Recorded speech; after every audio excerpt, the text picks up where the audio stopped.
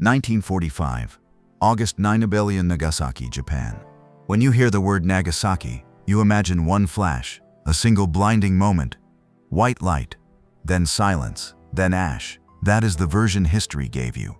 Clean, contained, a paragraph in a textbook between the fall of Germany and the Emperor's broadcast. But the people who were there, the ones who lived, the ones who spoke about it decades later with hands that still trembled over teacups, they described something different, something worse. They said there were two suns that morning. The first was the one they woke up under, pale, hazy, climbing through scattered clouds over the harbor and the green ridges of the Urakami Valley, an ordinary August sun, hot and indifferent. The second arrived at 11:02, and it did not climb. It appeared. It tore itself open above the rooftops like a hole punched through the fabric of the sky, and it was not yellow or gold or warm. It was white, blue-white, the kind of light that does not illuminate, it erases. And what followed the light was not thunder. It was the sound of a city being inhaled and then spit back out in pieces. This is a first-person account of the atomic bombing of Nagasaki, August 9, 1945, told through three ordinary lives caught in the same impossible morning. You will live through the quiet hours before detonation, the fracture of a city in a single second, and the long nightmare of an afternoon where no one understands what has happened to them. But the moment that decides everything, the moment none of them saw coming, is what the body does when the mind refuses to believe the world has changed. I want you to hold that, because this is not a war story about soldiers. This is a war story about a school bell, a lunch pail, a doctor's hands, and a tram that ran on time until it didn't. The school bell rang at 7:45. You could hear it from 3 streets over if the wind was right, and on August 9th, the wind was barely a whisper. Hot, sluggish air that sat on the skin like wet cotton and refused to move. The bell was iron, old iron, the kind that had survived the requisition orders because someone had argued it was essential for timekeeping and civil order, and maybe that was true, or maybe someone just loved the sound of it. It rang twice, a short pull and then a longer one, and the children who heard it were already moving. Sandals on flagstone, canvas bags over thin shoulders, voices high and sharp and utterly ordinary. They did not know they had 47 minutes left inside the version of the world they understood. 3 blocks south, a girl named Aiko sat on the floor of a munitions factory annex and unwrapped a ration lunch she had packed herself that morning in the dark. She was 17. Her fingernails were cracked from machine work, her hair tied back with a strip of cloth that used to be part of a curtain, and she was laughing. The girl next to her, Fumiko, 15, crooked teeth, fastest hands on the line, had just said something about the foreman's eyebrows, and Aiko had snorted rice through her nose, and now both of them were trying not to choke. The factory smelled like grease, metal shavings, and the particular stillness of a room where windows had been blacked out for months. Above them, a single electric bulb buzzed with the patience of something that has forgotten what sunlight looks like. Aiko wiped her mouth with the back of her hand. She had no idea that the ceiling above her was about to become the sky. 11 blocks northwest, Dr. Sato stood in the 3rd-floor corridor of Nagasaki University Hospital and rinsed his hands in a basin of water that had been lukewarm 2 hours ago and was now the temperature of the room, which meant it was too warm to feel clean. He had been on shift since 4 in the morning. His eyes burned. His lower back had developed a knot the size of a chestnut, and he kept pressing his thumb into it when he thought no one was watching. The corridor was busy in the way hospital corridors are busy during wartime, not with emergencies but with the grinding, inexhaustible tide of people who needed things that no longer existed. Gauze, anesthetic, sulfa powder, clean linen, hope. He had 31 patients on his ward and enough morphine for maybe 4 of them, and even that was a generous estimate.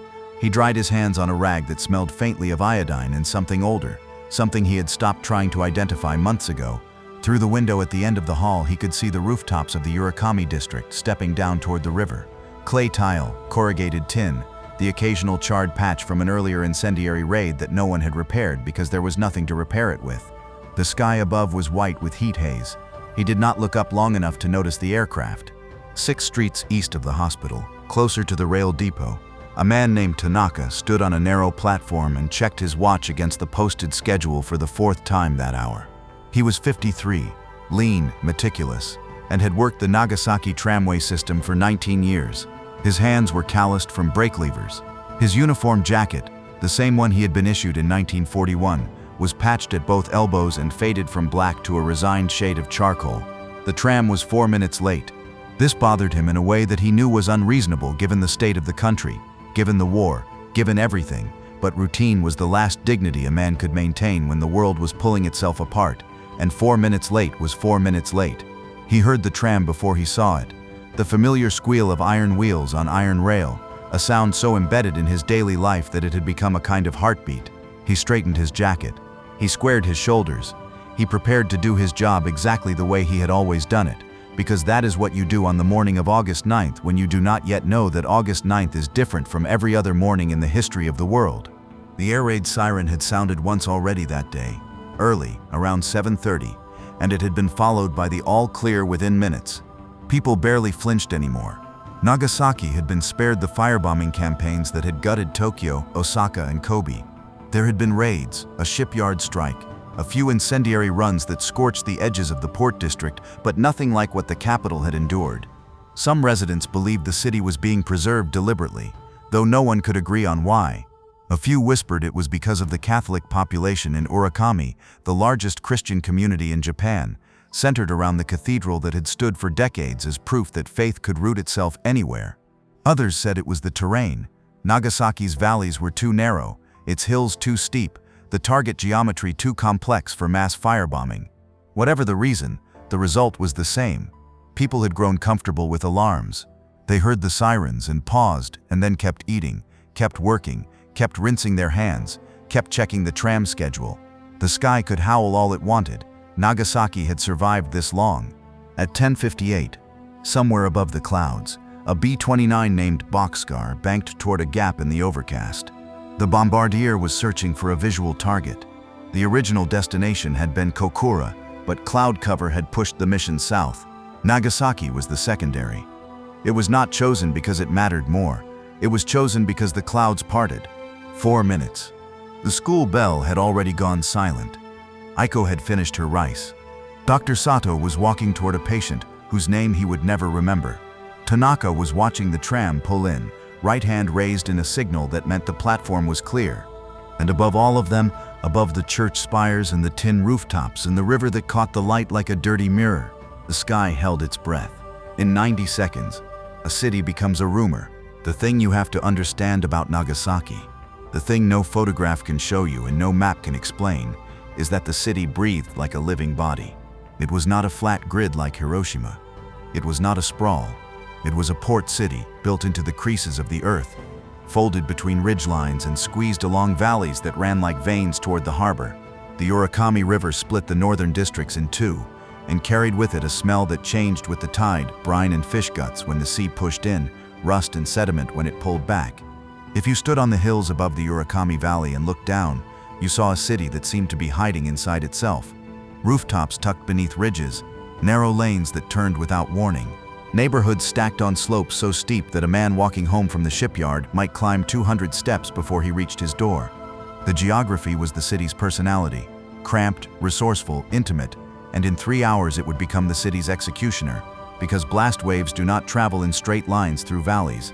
They bounce, they compress, they funnel. But at 8 in the morning, none of that mattered. At 8 in the morning, Nagasaki was doing what Nagasaki always did. It was working. The Mitsubishi shipyards dominated the southern harbor like a kingdom of rust and ambition. Cranes stood against the skyline with the patience of herons, motionless, enormous, waiting. Welding sparks dropped from scaffolding into the dark water below and vanished without sound. The yards had been building warships since before most of the workers were born. And even now, even with the war grinding toward something everyone could feel but no one would say aloud, the noise of construction filled the waterfront from dawn until the shift bells rang at dusk. Steel on steel, rivets punched through plate metal, the particular groan of a hull section being lowered by chain into a dry dock. These were the sounds Nagasaki made when it was alive, and if you grew up anywhere near the harbor, you could not hear silence without feeling that something was wrong. North of the shipyards, in the flat stretch of the Urakami Valley where the river ran shallow and slow, the munitions plants and factory annexes spread out in low blocky buildings that looked temporary even though some had been standing for years. This was where Aiko worked. This was where most of the young ones worked. Teenagers pulled from classrooms by the mobilization orders of 1944, assigned to lathes and stamping presses and assembly lines that turned raw metal into things designed to kill people they would never meet. Aiko did not think about that. None of them did. You did not think about the end product. You thought about the rhythm, feed the machine, pull the lever, check the gauge, stack the casing, repeat. Your hands learned the sequence before your brain agreed to it, and after a while the sequence became its own kind of sleep, eyes open, fingers moving, mind somewhere else entirely. Aiko's mind, when it wandered, went to the same places it always went. Her mother's kitchen, the sound of oil in a pan, a radio song she had heard once before the stations went to nothing but news and mobilization speeches. She thought about after the war, after whatever was coming. She did not have a clear picture of after. Nobody did, but she held the shape of it the way you hold a stone in your pocket. Smooth, small, private. Fumiko nudged her. "Foreman's coming back." Aiko straightened, wiped her hands on her work smock. The line resumed its rhythm. Clank, hiss, clank, hiss. Outside, through the blacked-out windows she could not see through, the sun climbed higher and the air thickened with a humidity that made the skin feel borrowed. Dr. Sato had not slept more than 3 hours in the past 2 days, and the fatigue had reached the stage where it stopped feeling like tiredness and started feeling like a second self, a shadow version of him that moved through the hospital corridors with mechanical precision, while the real version floated somewhere behind, watching. He had trained at Kyushu Imperial University. He had wanted to be a surgeon. Instead, the war had made him everything: general practitioner, wound dresser, infection manager, grief counselor, and increasingly the man who decided which patients received care and which received only a clean place to lie down. Triage was not a skill they had taught him in medical school. It was something the war had carved into him the way water carves stone, slowly, and then all at once. This morning, he had already seen 14 patients.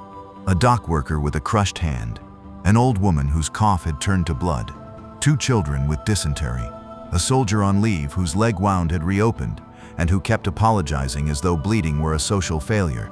Sato treated each one with the same quiet efficiency, the same careful hands, the same expression that revealed nothing, because a doctor's face in wartime is a currency, and panic spends it faster than anything else. He had learned to keep his voice level, to nod slowly, to say "we will do what we can" in a tone that made it sound like a promise rather than what it actually was, which was an admission that what they could do was almost nothing. He passed the supply room, glanced inside without stopping. He already knew what was there and what was not. 3 rolls of bandage cotton, a half-empty bottle of iodine, 2 ampules of morphine locked in a cabinet, whose key he kept on a string around his neck because the last supply had been stolen in July. No sulfonamide, no plasma, no ether. The shelves looked like a mouth missing most of its teeth, wide gaps where vital things used to sit, now filled with nothing but dust and the particular silence of absence. Through the window at the end of the corridor, the Urakami Valley shimmered in the heat.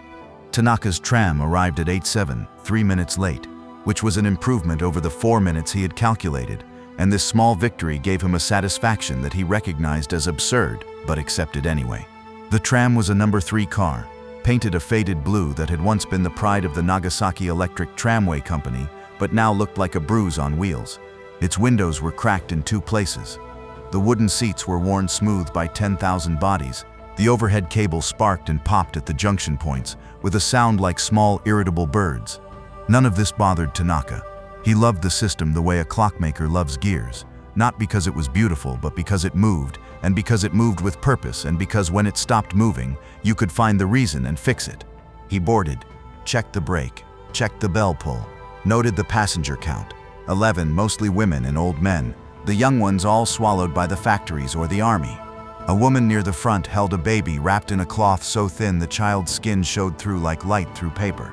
She looked exhausted in the way that mothers in wartime always looked exhausted. Not from one night, but from years. A fatigue so deep it had become structural, part of the bones. Tanaka nodded to her. She did not nod back. Her eyes were on the window, watching the streets pass as though checking that they were still there. The tram moved east along the river. The route was simple, depot to Harbor Loop and back, but the track passed through the heart of the Urakami district, and Tanaka knew every meter of it the way a priest knows scripture. He knew where the rail joints clicked. He knew where the overhead wire sagged. He knew the exact spot near the Sano shrine where the tracks curved and the car leaned slightly left, and the passengers always grabbed the handrail with the same synchronized lurch, as though the tram itself were breathing. This route was his world. This route was his sanity. He did not know yet that by noon, the tracks would be peeled from the earth like ribbons torn from a gift, and that the world he had memorized down to the millimeter would become a landscape he could not recognize. At 9:15, the second air raid alert of the morning sounded. Tanaka paused the tram at a stop near the Ohashi Bridge. A few passengers looked up. Most did not. A man in the back continued reading a newspaper that was 3 days old. The woman with the baby adjusted the cloth and closed her eyes. Somewhere in the distance, an anti-aircraft battery swiveled on its mount with a heavy metallic groan, but no one fired. The alert lasted 11 minutes. Then the all-clear warbled through the streets like a bird call, and the city exhaled. Aiko heard the all-clear from inside the factory. She did not even look up from the line. Dr. Sato heard it from the third-floor corridor and thought briefly about what he would eat for lunch. Tanaka restarted the tram. The wheels squealed. The overhead wire sparked. The car rocked forward along the track, and the river beside it caught the sun and threw it back in pieces, bright, shattered, meaningless, like a mirror that had already broken and didn't know it yet. Nobody ran. Nobody hid. The war had taught them that alarms were noise, and noise was not the thing that killed you. The thing that killed you came without a sound, and it was already on its way. The clouds were the reason. That is something you learn later, when the history has been written and the reports have been declassified, and the men who flew the mission have given their testimony in rooms where the air conditioning hummed and the questions came in neat bureaucratic rows. The clouds were the reason Nagasaki died instead of Kokura. It is that simple. It is that ordinary. A weather pattern, moisture, altitude, wind shear, the mindless physics of water vapor gathering over a Japanese industrial city on an August morning decided which population would be erased and which would be spared. Kokura was the primary target. Kokura was where the bomb was supposed to fall.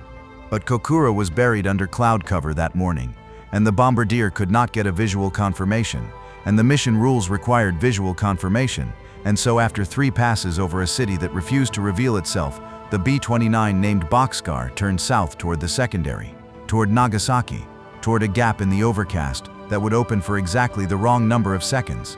If the clouds had shifted 15 minutes earlier over Kokura, there would be no story to tell about Nagasaki. No second sun, no black rain, no 70,000 dead.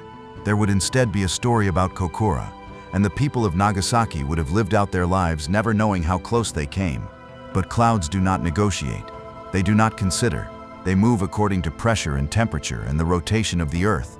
And on August 9th, they moved in the one direction that made this city a target, and that city a survivor, and no one on the ground in either place had any say in the matter. I tell you this because you need to understand that what happened to Nagasaki was not inevitable. It was contingent. It was the result of a chain of decisions made by men in pressurized cabins at 30,000 feet who were running low on fuel and running out of options, and who turned south not because Nagasaki was more important, but because Nagasaki was visible. That is the thing that will sit in your chest like a stone if you let it, not the bomb itself. The randomness. At 9:45, the sky above Nagasaki looked like nothing. High cloud cover, broken in patches, the kind of sky that fishermen call torn cloth because the blue shows through in irregular shapes that shift and close and open again without pattern. The humidity was brutal. It pressed down on the city like a hand on a sleeping chest. Not enough to suffocate, but enough to make every breath feel like effort. Women fanning themselves on doorsteps. Old men sitting in the narrow shade of eaves with their shirts unbuttoned and their skin shining with sweat. Dogs lying flat on cool stone with their tongues out and their eyes half closed. The air smelled like the harbor, brine, diesel, the faint sweetness of rotting wood from the docks, and underneath that, the smell of a city that had been cooking in its own heat for hours. Concrete releasing the warmth it had stored overnight, dust rising from unpaved lanes. The particular metallic tang of factory exhaust drifting down from the Urakami industrial zone on a breeze so slight it barely deserved the name. Aiko felt the heat most in her hands. The stamping press she operated radiated warmth upward through the casing lever, and by mid-morning her palms were red and tender and slightly swollen. She had wrapped them in strips of cloth at first, but the foreman had told her the wrapping slowed her cycle time, so she had stopped. Now she worked bare-handed and measured her day, Not in hours, but in the intervals between pain, the brief seconds when she released the lever and let her fingers uncurl and felt the air touch the raw places on her skin. It was not suffering. She would not have called it that. It was simply the texture of her life, the way a river does not notice its own current. She was 17. She had been working the line since she was 15. She could not remember what her hands felt like before.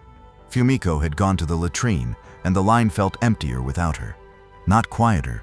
The machines were incapable of quiet, but lonelier in a way that Aiko noticed without naming. She fed the next casing into the press, pulled the lever. The machine bit down with a sound like a jaw closing. She released, stacked the finished piece, reached for the next. The rhythm was a wall, and on the other side of the wall was everything she did not want to think about. The letter from her cousin in Okinawa that had stopped coming in June. The look on her mother's face when the ration card came back short. The way her father's name was never spoken anymore. Not since the telegram, not since the folded flag, not since the morning her mother had stood in the kitchen holding a teacup with both hands and staring at the wall as though the wall owed her something it could never repay. Pull, clank, stack, reach, pull, clank, stack, reach. The rhythm held, the wall held, the heat pressed down.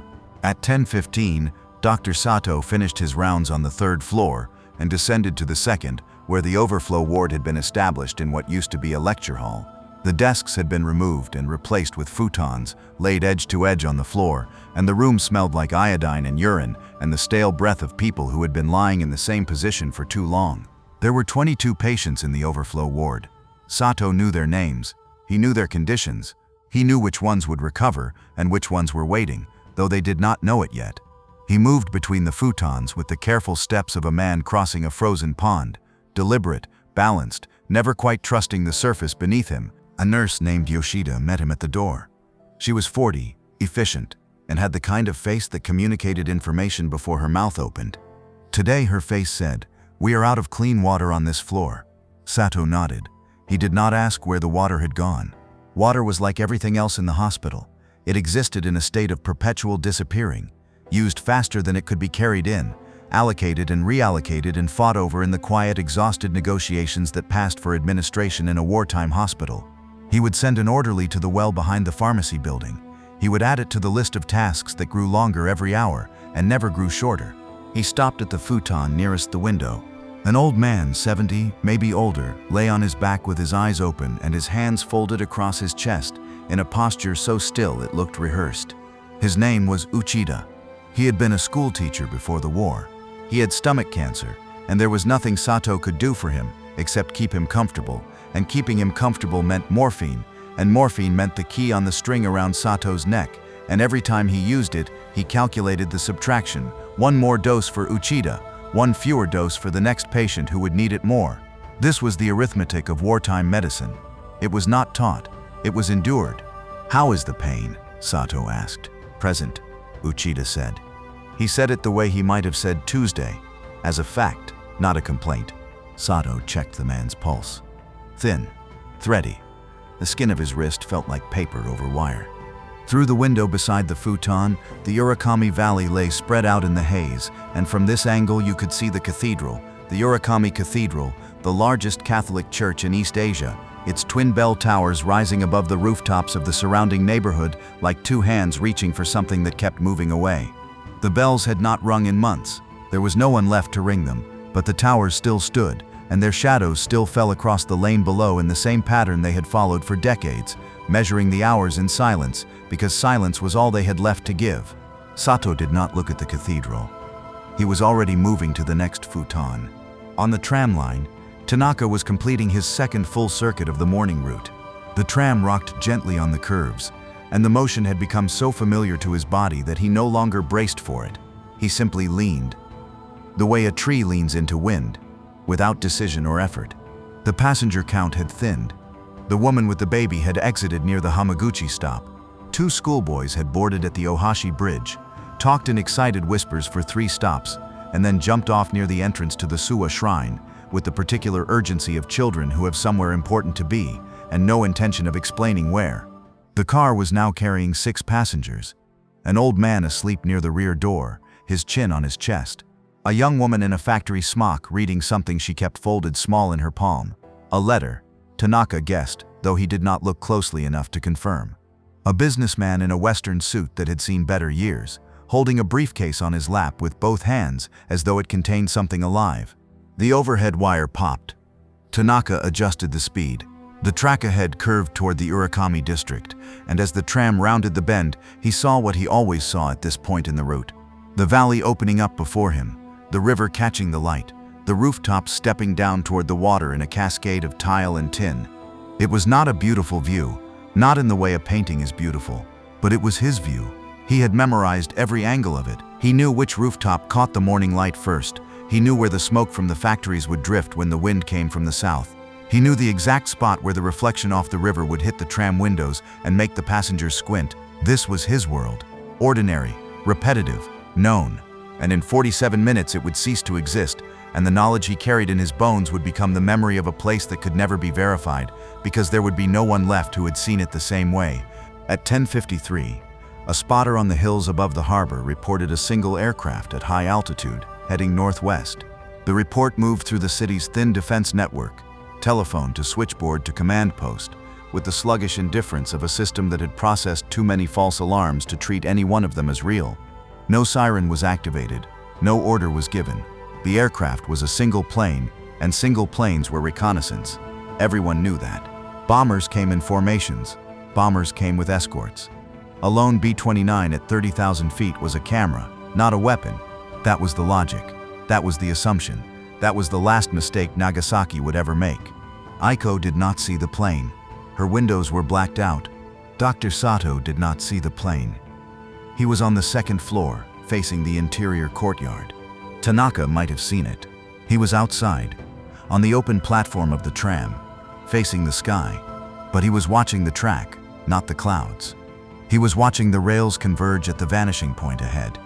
The silver lines narrowing toward a future that still looked, from where he stood, exactly like the past. 9 minutes. The heat sat on the city like a verdict. The river moved without ambition. Somewhere in the Urakami Valley, a dog barked once and then stopped, as though it had heard something no human ear could register. A frequency, a tremor, a whisper in the physics of the air that meant the world was about to subtract itself from the world.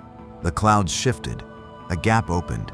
30,000 feet above the valley floor, a bombardier looked through his scope and saw the Mitsubishi Stadium, the industrial complex beside the river, and he made a small adjustment, and the adjustment became a coordinate, and the coordinate became a release, and the release became a falling shape that no one on the ground could see because it was too high, too fast, and too impossible to imagine. 43 seconds. Aiko pulled the lever. Dr. Sato turned a page on a patient chart. Tanaka rang the bell for the next stop. The school bell had gone quiet. The cathedral stood in its own shadow. The river held the sky in its surface, and the sky held nothing at all. The air above Nagasaki tightened like a fist around something it could not hold, and then it let go. There is no sound at first. That is the thing no one tells you. You expect the noise, the roar, the thunder, the apocalyptic crack of a city being broken in half, but the light comes first, and the light is so absolute, so total, so far beyond anything the human eye was built to process, that it kills every other sense on contact. For a fraction of a second, less than a heartbeat, less than a blink, the world is nothing but white, not bright, not glaring, white, the way blindness is white, the way death might be white if death had a color. It enters through the eyes and fills the skull, and for that one fraction of 1 second, you do not exist.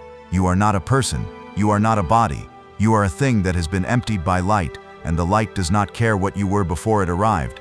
That is what 11-2 felt like from the inside. The bomb detonated at approximately 1,500 feet above the Urakami Valley. Not on the ground, not on a rooftop, but in the air, because the physicists who designed it understood that an airburst would maximize the radius of destruction. The fireball formed in less than a millionth of a second. Its surface temperature exceeded 60 million degrees. For an instant so brief it existed outside the reach of human time, a second sun appeared above Nagasaki, and this sun did not rise. It bloomed. It swelled outward in every direction with a luminosity that made the real sun look like a candle held against a furnace, and the people closest to the hypocenter did not see it, because seeing requires time, and time was the first thing the bomb consumed. They were alive. Then they were light. Then they were shadows burned into concrete, outlines of bodies frozen in the posture of their last ordinary act. A woman reaching for a clothesline, a child mid-step, a man turning toward a sound he would never finish hearing. They did not burn. They did not fall. They were translated from matter into memory, in a duration that no clock could measure, and the shadows they left behind would remain on the walls and sidewalks for years, darkened silhouettes on bleached stone like photographs taken by a flash that forgot to fade. Aiko did not see the flash. She felt it.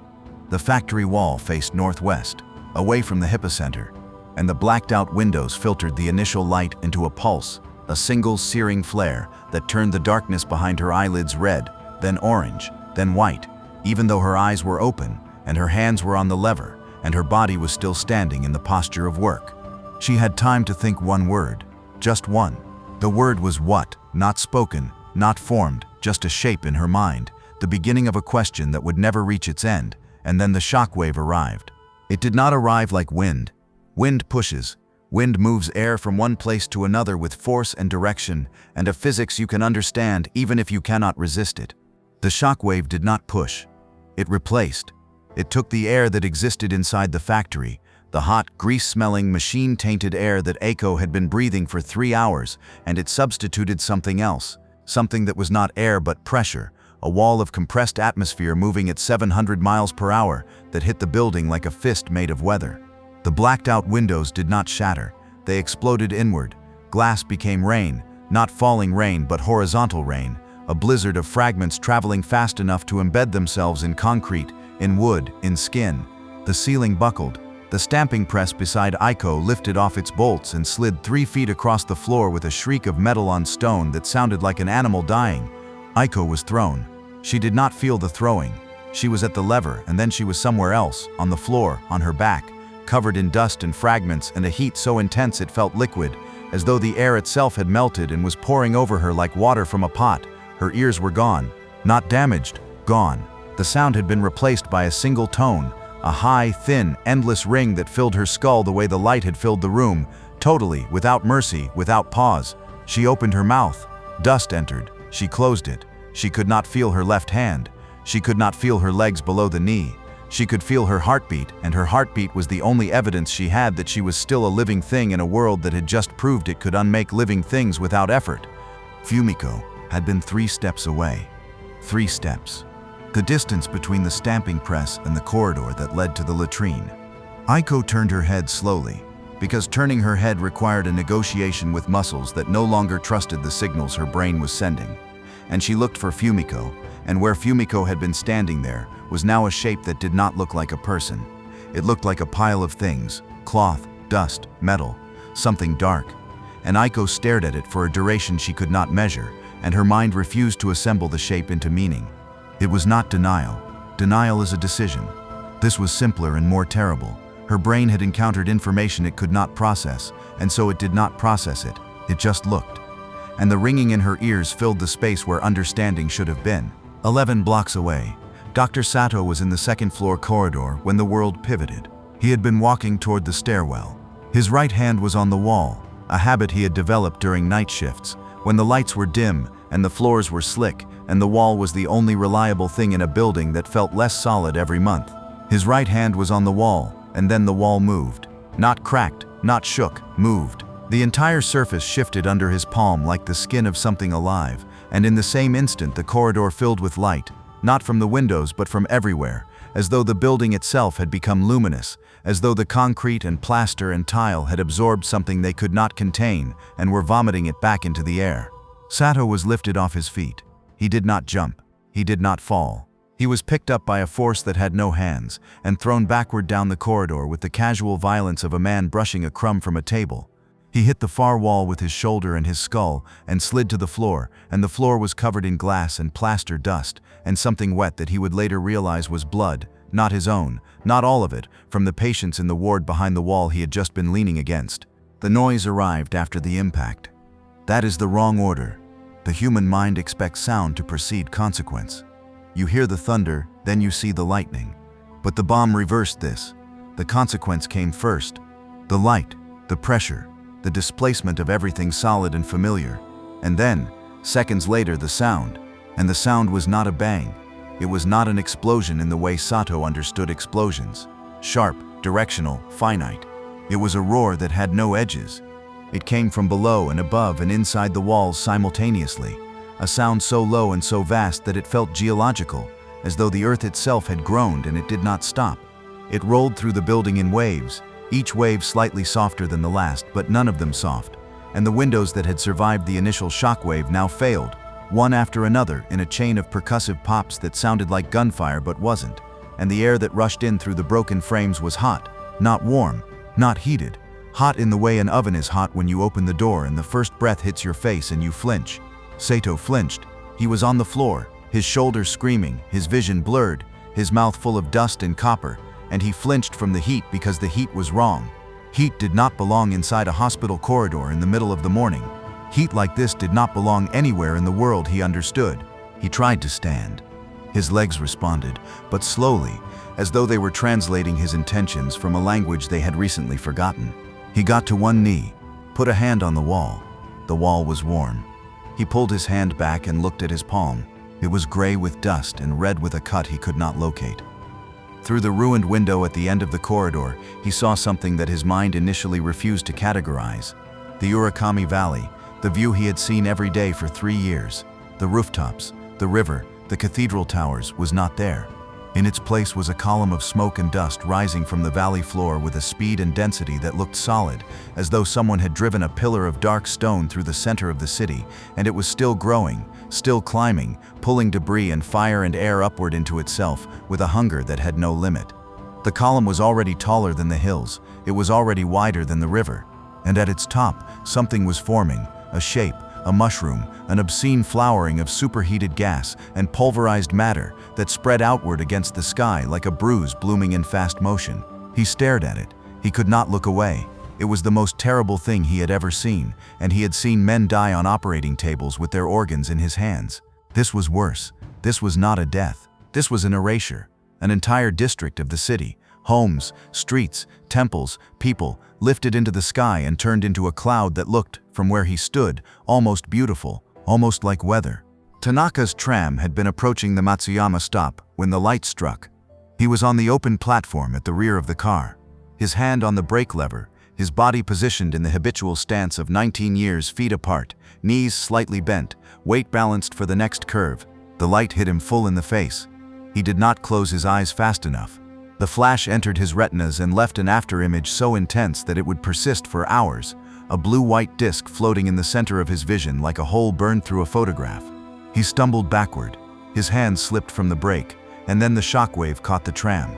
The car weighed 12 tons.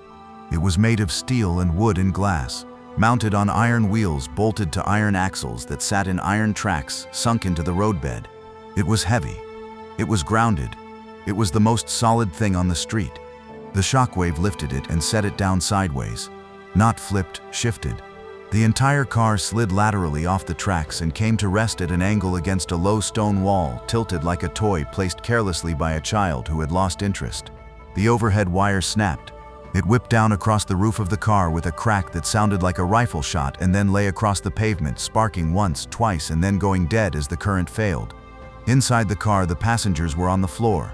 The old man who had been sleeping was on his side against the rear door, his mouth open, his eyes closed, a line of blood running from his temple to his jaw.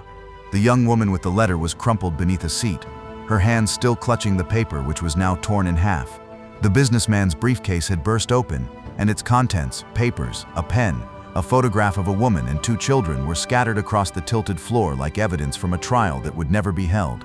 Tanaka picked himself up. His ears rang. His vision was a field of white with the blue disk floating in it, like a moon seen through fog. He could taste metal. He could smell something burning. Not wood, not fuel, something else, something chemical and sharp and wrong. He tried to speak. His voice came out as a rasp, a dry scraping sound that did not resemble language.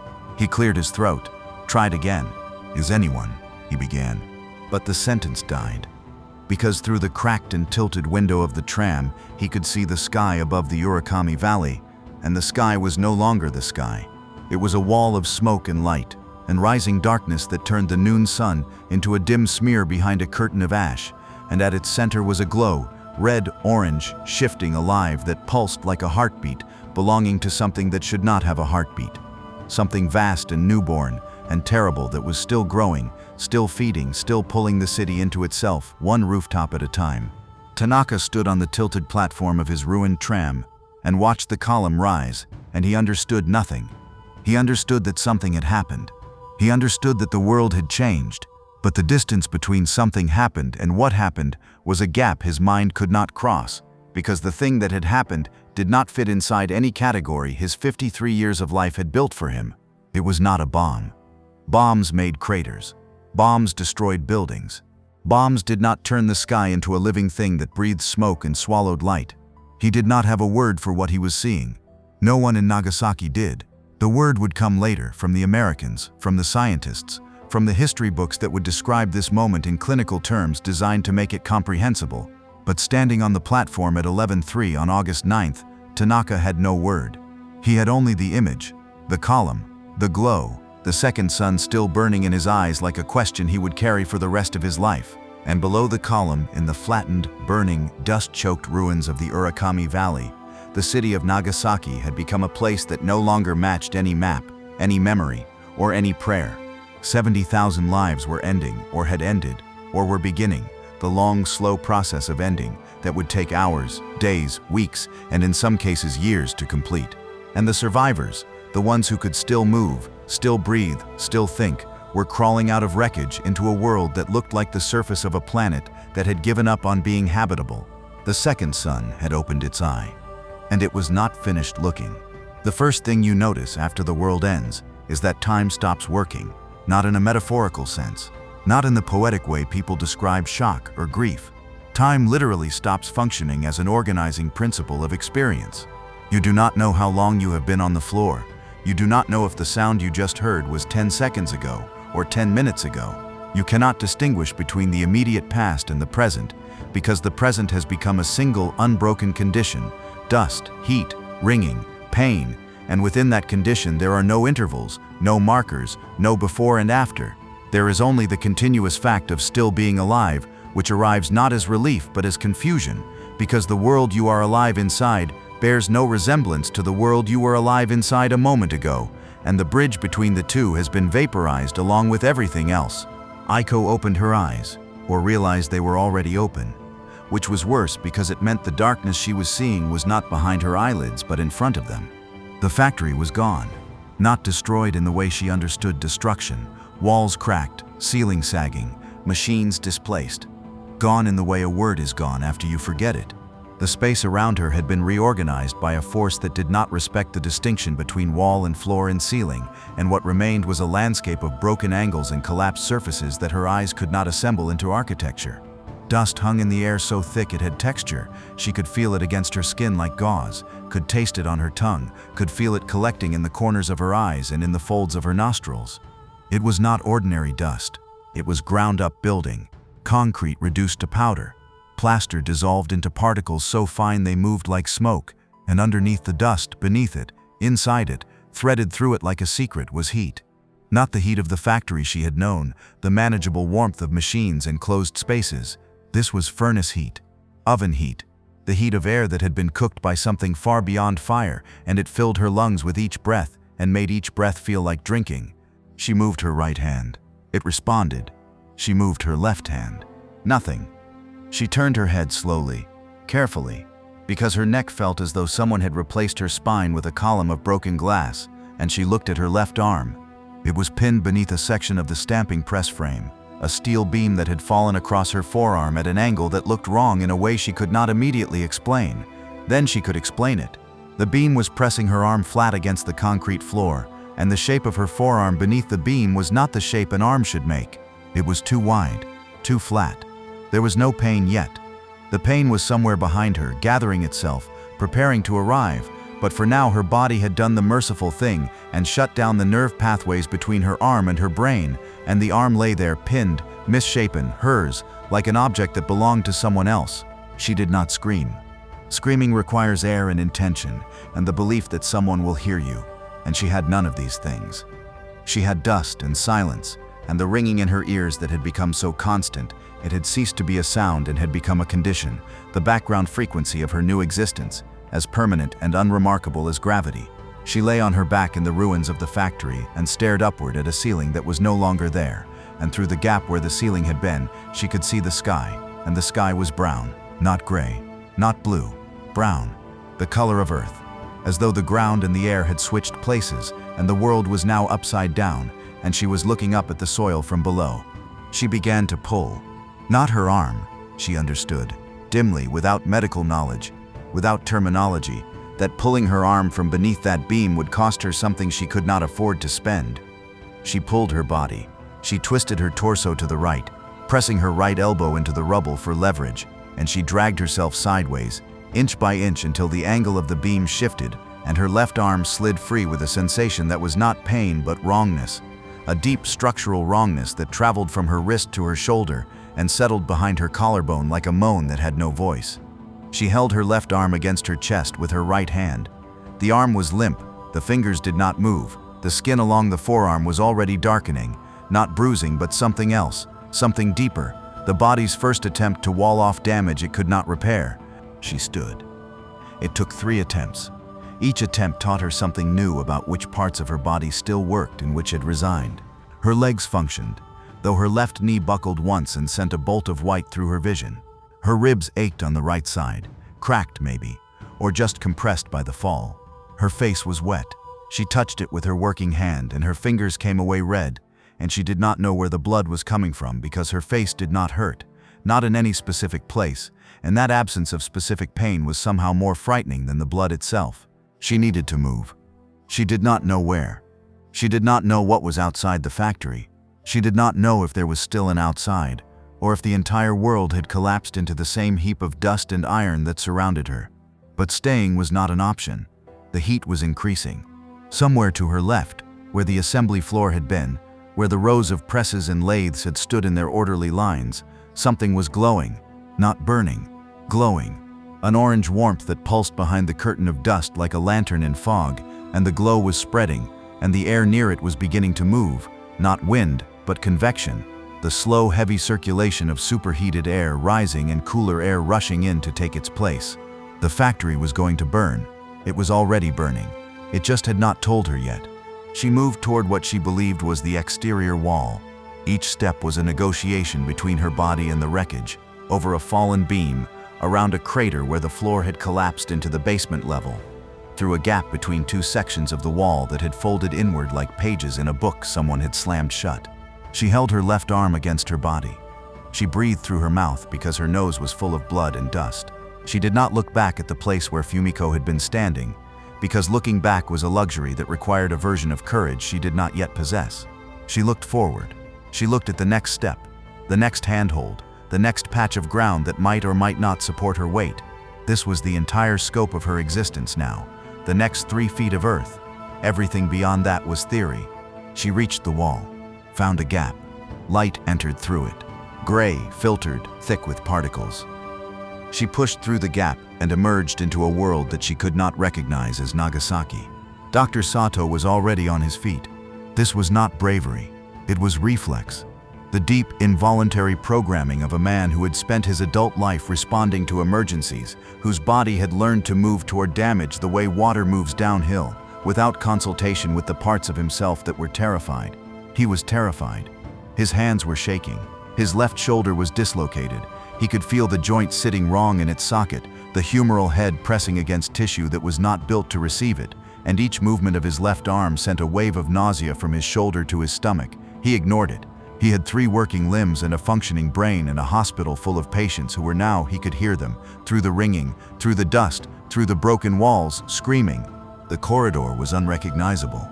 The ceiling had partially collapsed, dropping panels of plaster and sections of pipe onto the floor in a pattern that looked random, but was actually the precise geometry of structural failure, each piece falling where the stress had been greatest, where the load-bearing elements had reached their breaking point under the shockwave's pressure and surrendered.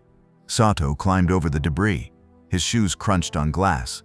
The light in the corridor was wrong, dimmer in some places, brighter in others.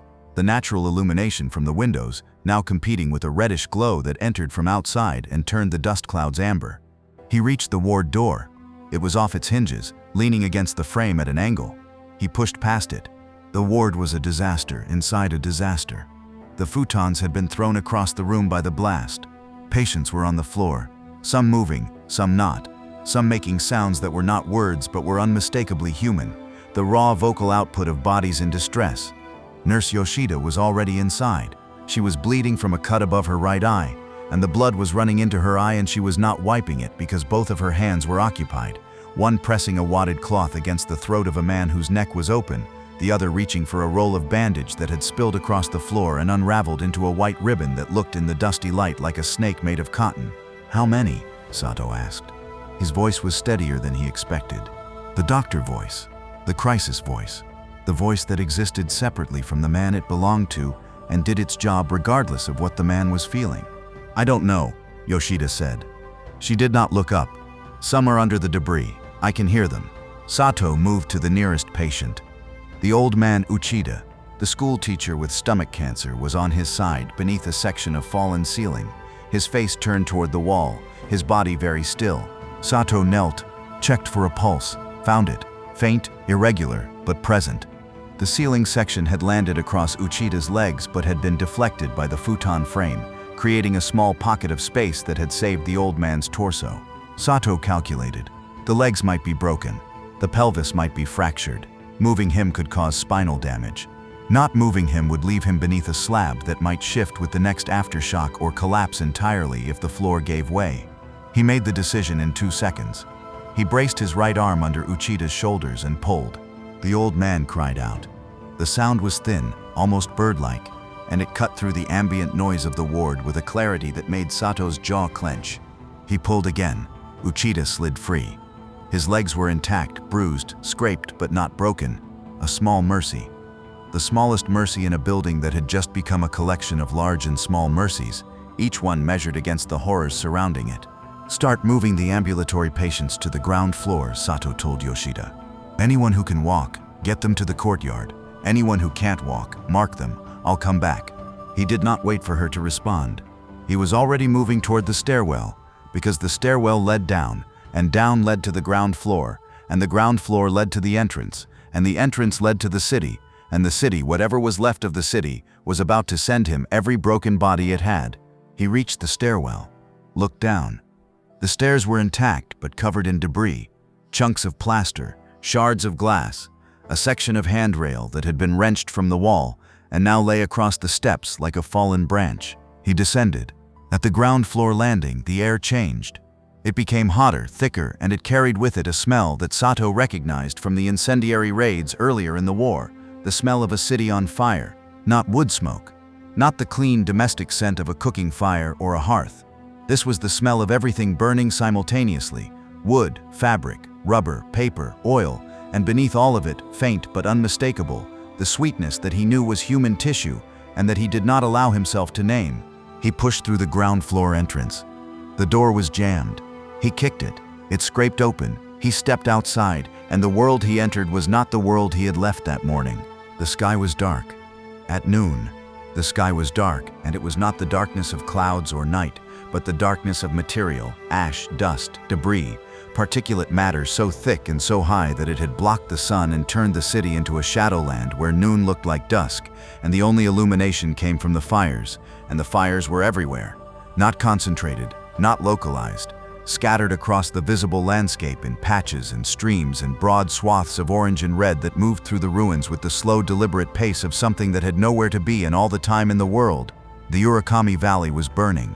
The river was visible, barely a dark ribbon reflecting the firelight, and on both banks the city had been replaced by a topography that looked like it had been built by a deranged god who understood only flatness and rubble. Where buildings had stood there were now mounds. Where streets had been there were now channels of debris that ran between the mounds like dry riverbeds. And through this landscape, already, they were coming. The survivors, the injured, the people who had been far enough from the epicenter to live but close enough to be destroyed, and they were walking, some of them, and crawling, some of them, and being carried, some of them, toward the hospital, toward the one place in the city that still had walls, because walls meant shelter, and shelter meant someone would help them, and help was the only word left in a vocabulary that had been stripped of everything else. Sato stood in the doorway of the hospital and watched them come. Dozens, then scores. They came in a stream that thickened like a river rising, and they came in silence, not quiet but silence, true silence. The silence of people who had been rendered voiceless by what had happened to them, whose capacity for sound had been burned out by an experience that exceeded every threshold the human body had built over millennia of evolution. Some of them were burned, some of them were bleeding, some of them looked untouched but walked with the stumbling, glassy-eyed gait of people whose damage was internal, lungs seared by superheated air, organs bruised by the shockwave's pressure, eardrums ruptured, retinas scorched. And some of them, many of them, had skin that was peeling, not burned in the way Sato understood burns, blistered, reddened, charred at the edges. This was different. This was skin that had been exposed to something that it was not designed to encounter, and it was responding by releasing itself from the body, hanging in sheets from forearms, dragging from fingertips like wet paper, sliding from cheeks and necks in strips that revealed the raw, glistening tissue beneath. Sato had never seen anything like it. No doctor had ever needed to. This was a new category of wound, created by a new category of weapon, and the medical knowledge he carried in his head, the training, the textbooks, the years of practice had no page for it, no protocol, no name. He did not have enough bandages for the first 10 patients. He did not have enough water for the first 5. He did not have enough hands for the first 1. He stepped forward anyway. Because that is what doctors do when the world presents them with a problem that has no solution. They step forward, they begin. They do the first thing, and then the next thing, and they do not look at the line forming behind the first thing, because looking at the line is how you stop moving, and stopping is not an option when the line is made of people who are looking at you the way drowning people look at the surface of the water. The first patient reached him. A woman, young 20s maybe. Both hands held in front of her body as though she were carrying something invisible and fragile. Her hands were burned. The skin had split along the knuckles and between the fingers, and the tissue beneath was bright and wet and trembling. She did not speak. She stood in front of Sato and held out her hands the way a child holds out a broken toy, and her eyes said everything her mouth could not. Sato took her hands in his. Gently, the way you hold something that is already breaking and cannot be held harder without finishing the job. He examined the burns. 3rd degree, both hands. The tendons were visible along the back of the left hand. He had no silver sulfadiazine. He had no skin graft. He had no morphine to spare. He had a basin of water that was already gray with dust and a roll of bandage cotton that would last maybe 4 more patients. He began to wrap her hands, and behind her, the line grew, and behind the line, the city burned. And above the city, the column rose, taller now, wider, a pillar of ash and fire and atomized humanity that climbed into the stratosphere and spread its dark crown over the valley like a canopy, like a judgment, like a shadow cast by something that was not God, but had borrowed God's scale and used it without mercy. And no one in Nagasaki knew what had happened to them. That was the cruelest part. They did not know it was an atomic bomb. They did not know the word. They did not know the science. They knew only that the sky had opened and the city had fallen, and the rules of the world had changed without warning or explanation, and now they were living inside the aftermath of a thing they could not name, and the not knowing was its own wound, invisible, total, and as lethal as the blast itself, because you cannot treat what you cannot identify, and you cannot grieve what you cannot understand, and understanding was the one thing the second sun had made impossible. Somewhere in the ruins of the Urakami Valley, a clock had stopped at 11:02. Its hands were frozen in place, pointing at a moment that would never move forward, and the dust settled on its face like a burial, and the silence around it was absolute. The first hour had begun, and nobody had instructions.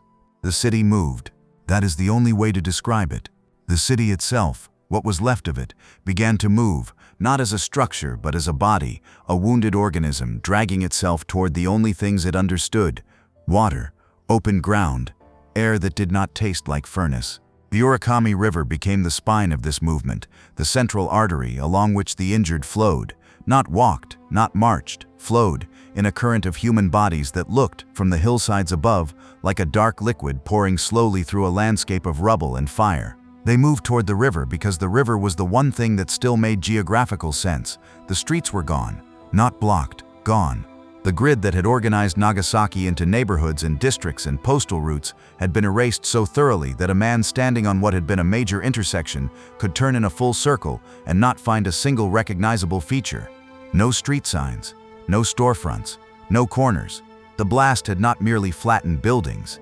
It had removed the concept of buildings from the landscape and replaced it with a uniform topography of ruin that extended in every direction like a desert made of wreckage. The only landmarks that remained were the hills, too massive to be moved, too ancient to be broken, and the river, which still ran its ancient course through the valley floor, indifferent to the catastrophe on its banks, carrying water that was already turning gray with ash and warm with the heat of a city that was feeding itself into the current one, burning fragment at a time. Aiko followed the voices. She had emerged from the factory into a world that her eyes refused to organize, shapes without names, distances without scale, a horizon that flickered orange and brown through a curtain of dust so thick it turned the air into a semi-solid, a substance you did not breathe so much as swallow. Her left arm hung at her side, wrapped against her body by the instinct of her right hand, which had taken on the role of caretaker for a limb that could no longer care for itself. She walked because walking was the only verb she had left. She did not know where she was going. She did not know where she was. The factory had been in the Urakami industrial zone, she knew that. And the industrial zone had been beside the river, she knew that too. But the spatial relationships that connected these facts, left, right, north, south, 3 blocks, 2 turns, had been demolished along with the physical structures they depended on, and she was navigating now by sound alone. The voices came from her right. Not words, not yet. Sounds. Moans that rose and fell in rhythms that were almost musical, almost liturgical, as though the injured had found a shared frequency and were broadcasting on it without intention or coordination. Cries that started as syllables and dissolved into pure tone. And beneath all of it, a quieter sound, footsteps. Many footsteps. The soft shuffling percussion of feet moving across rubble, across dust, across surfaces that shifted and crumbled with each step. Aiko turned toward this sound. She followed it the way a swimmer follows the direction of current, not by choice but by the body's recognition that resistance is futile and alignment is survival. She joined the stream. It was not a crowd. A crowd has edges, has density, has a shape you can see from the outside. This was something else, a migration of the damaged, a slow procession of bodies moving in roughly the same direction for roughly the same reason, which was that this direction led downhill, and downhill led to the river, and the river led to water, and water was the only need that every cell in every body understood without translation. Aiko moved among them and did not look at their faces. This was not cruelty. It was not indifference. It was the brain's final act of self-preservation, the refusal to absorb any more information that it could not process, the closing of the gates against a flood of human suffering so vast that to acknowledge it fully would be to drown in it. She looked at the ground. She looked at her feet. She placed one foot in front of the other, and she followed the sound of footsteps, and she held her broken arm against her chest, and she breathed the dust, and she moved. A voice found her. Not a moan, not a cry. A voice, human, specific, directed at her. "Can you walk?" She looked up. A man, middle-aged, shirtless, his torso streaked with soot and something darker, was walking beside her.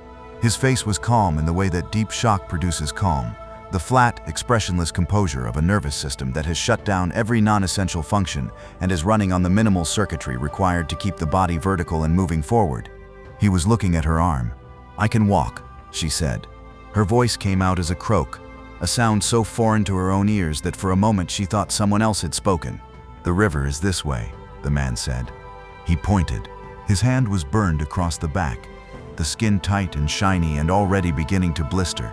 But he pointed with the certainty of someone who still trusted direction, who still believed that the world had a this way and a that way, and Aiko followed his hand with her eyes and saw through the haze a glint.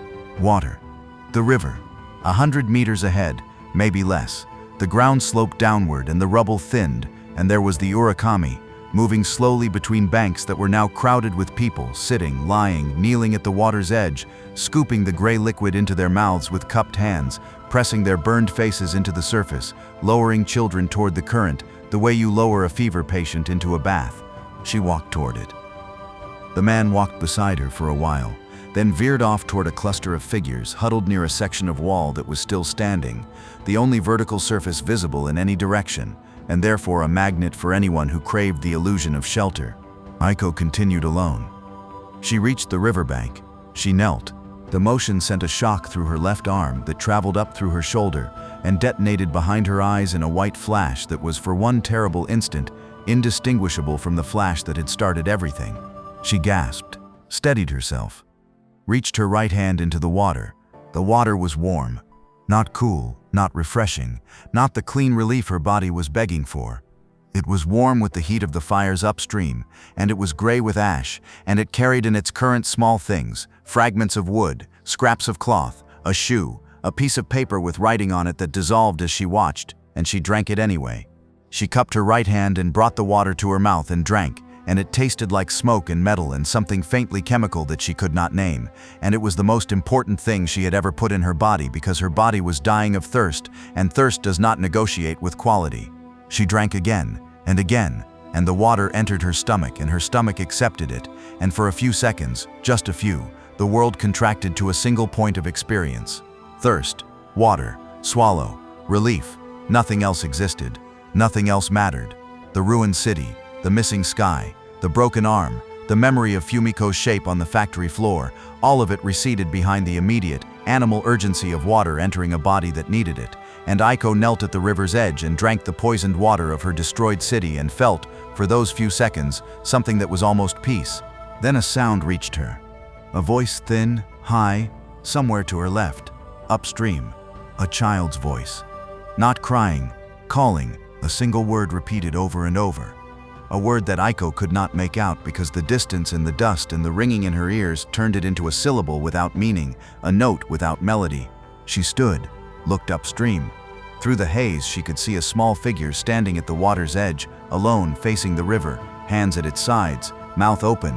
The word came again, and this time, through the interference of a ruined world, she heard it. Mama! Aiko stood there. The water dripped from her hand. The child kept calling, and the river kept moving, carrying ash and debris and warmth toward the harbor, indifferent to the word, indifferent to the voice, indifferent to everything except the physics of its own descent. She turned away. Not because she did not care, because she could not carry one more thing. Her body had reached the limit of what it could hold. Physical pain, emotional weight, the simple mechanical burden of remaining upright, and adding the child's voice to that load would break something inside her that she could not afford to break. Not yet. Not here. She turned south, toward the open ground beyond the river, and she walked, and the child's voice faded behind her like a radio signal losing its station, and she did not look back, because looking back was a door she could not open without falling through it. Tanaka had found his purpose. This is what routine does to a man who has spent 19 years inside a system. When the system collapses, the habits survive, and the habits become the only structure available in a world that has lost all other structure. Tanaka's habit was navigation. Tanaka's habit was knowing where things were and how to get from one place to another, and the tram line, even destroyed, even torn from the earth, even reduced to twisted rails lying in the rubble like the bones of a metal animal, was still a line. It still went somewhere. It still connected 2 points. And in a landscape where every other organizing principle had been annihilated, a line on the ground was more valuable than water, more valuable than shelter, more valuable than almost anything except the will to follow it. He walked the rail. Not on it. The tracks were displaced, buckled, in some places missing entirely, ripped from their bed by the shockwave and deposited meters away in positions that defied the original geometry. But the route was still legible if you knew what to look for, and Tanaka knew. He could see where the ties had been by the pattern of scorch marks on the ground. He could trace the curve near the Sano shrine by the angle of the debris field. He could identify the Matsuyama stop by the remains of the platform, a raised section of concrete, cracked but still elevated, still marking the spot where passengers had waited that morning for a tram that would never return. He was not alone. As he walked the rail, his back straight, his pace steady, his eyes scanning the ground with the focused intensity of a man reading a text written in a language only he understood, others noticed. They noticed because he was moving with direction. In a landscape where everyone was wandering, where every step was tentative and every path was a guess, a man who moved with direction was a beacon. He was visible, he was legible, he was a sentence in a world of broken syllables. "Where are you going?" a woman asked. She was standing in the rubble near what had been the Ohashi Bridge. The bridge itself was still standing, barely, its railings gone, its surface cracked, but still spanning the river on supports that had held. She was holding the hand of a boy who might have been 8 or might have been 12. It was impossible to tell because his face was covered in ash and his body was so thin that age had become an abstraction. The woman's voice was steady in the way that desperation sometimes sounds steady, controlled by the effort of not breaking. "The depot," Tanaka said. He did not know if the depot still existed. He did not know if the word depot still referred to a place that had physical form. But it was a destination, and a destination was what this woman needed more than information. She needed a direction. She needed to walk toward something rather than away from everything. "Can we follow you?" Yes, they followed. The boy's hand stayed in his mother's hand. His eyes stayed on the ground. Tanaka walked, and behind him, the woman and boy walked, and within minutes, others joined. A man with a bleeding shoulder who held his arm across his chest, the way Aiko held hers. A young girl in a torn school uniform who said nothing and looked at no one. 2 older women supporting each other in a posture of mutual collapse that somehow produced forward motion. Tanaka did not look back. He did not count them. He walked the rail, and they followed, and the line grew, and the tram route that had been his daily world became a lifeline, not because it led anywhere safe, but because it led, and leading was enough. The rail curved south. The fires were thicker here. The industrial zone had burned fast and hot, fed by the chemicals and fuels stored in the factory complexes. And the heat pushed against Tanaka's face like a wall he had to lean into. The smoke was black in some places, white in others, and the difference, he understood without knowing why, was the difference between what was burning. Black smoke meant oil, rubber, synthetic material.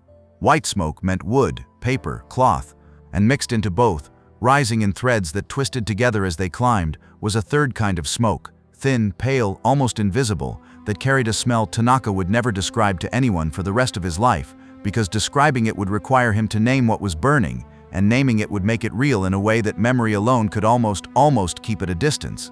He led them around the fire.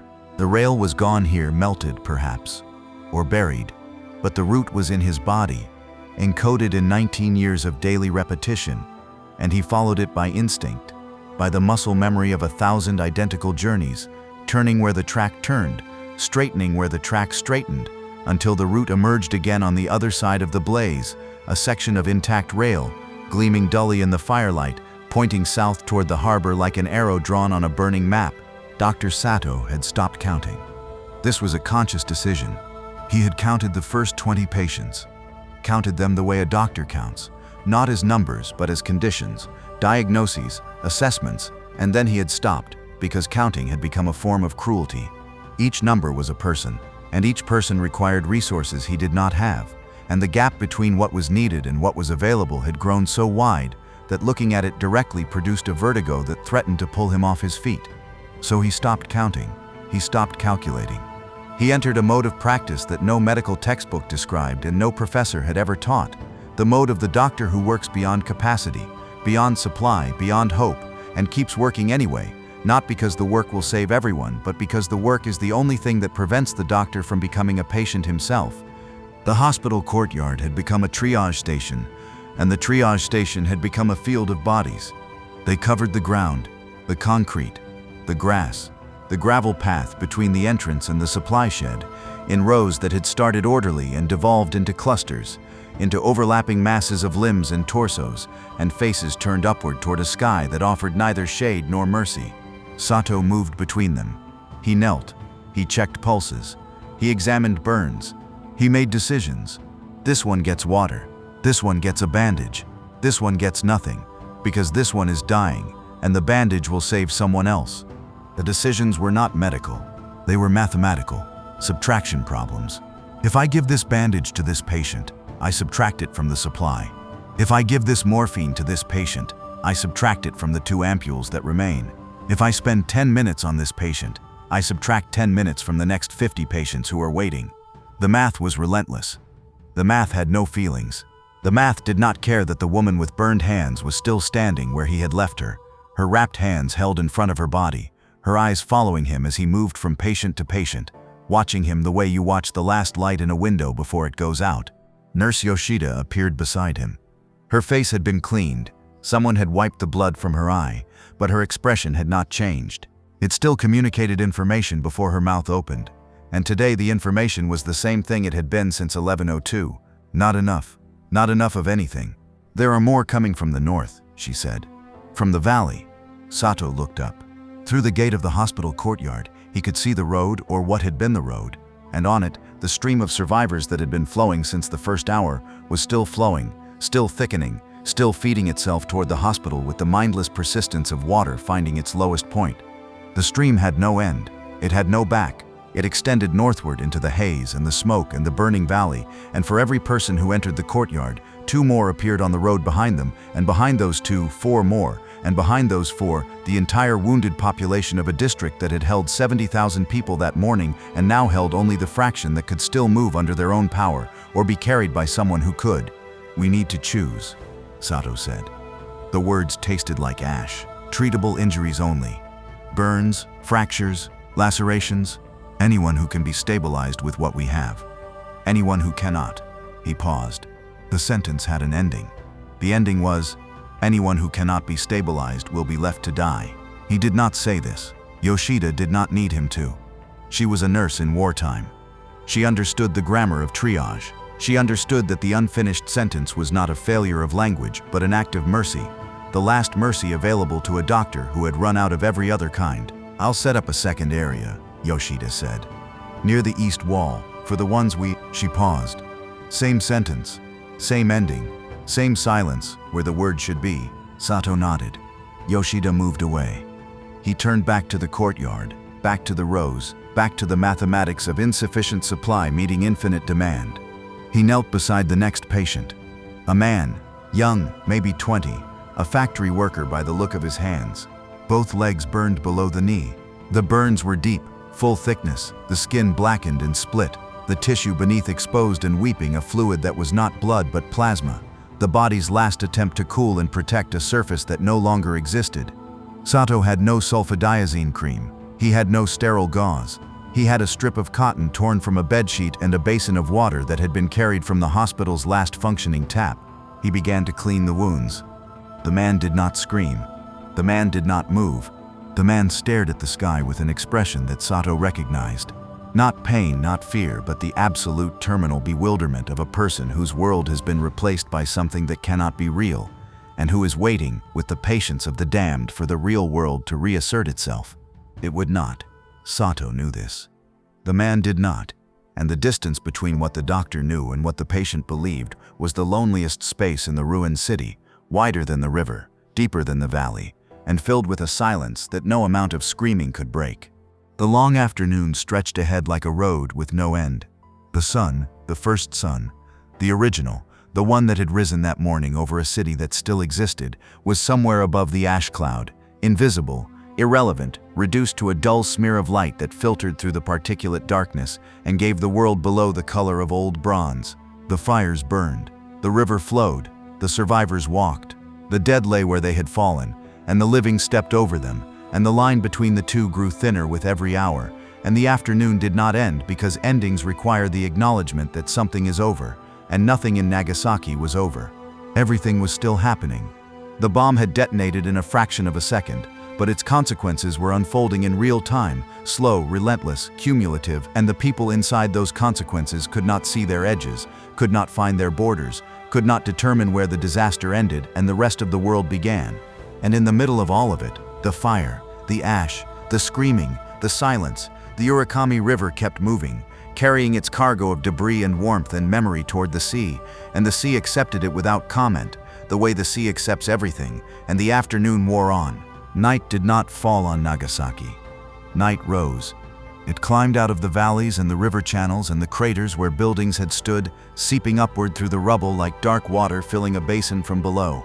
The sun, the real sun, the one that had been hiding behind the ash canopy all afternoon, simply faded, and the sky that replaced it was not the sky of an August evening. It was not blue deepening to black, not the familiar gradient of dusk that the people of this city had watched 10,000 times from their doorsteps and rooftops and harbor walks.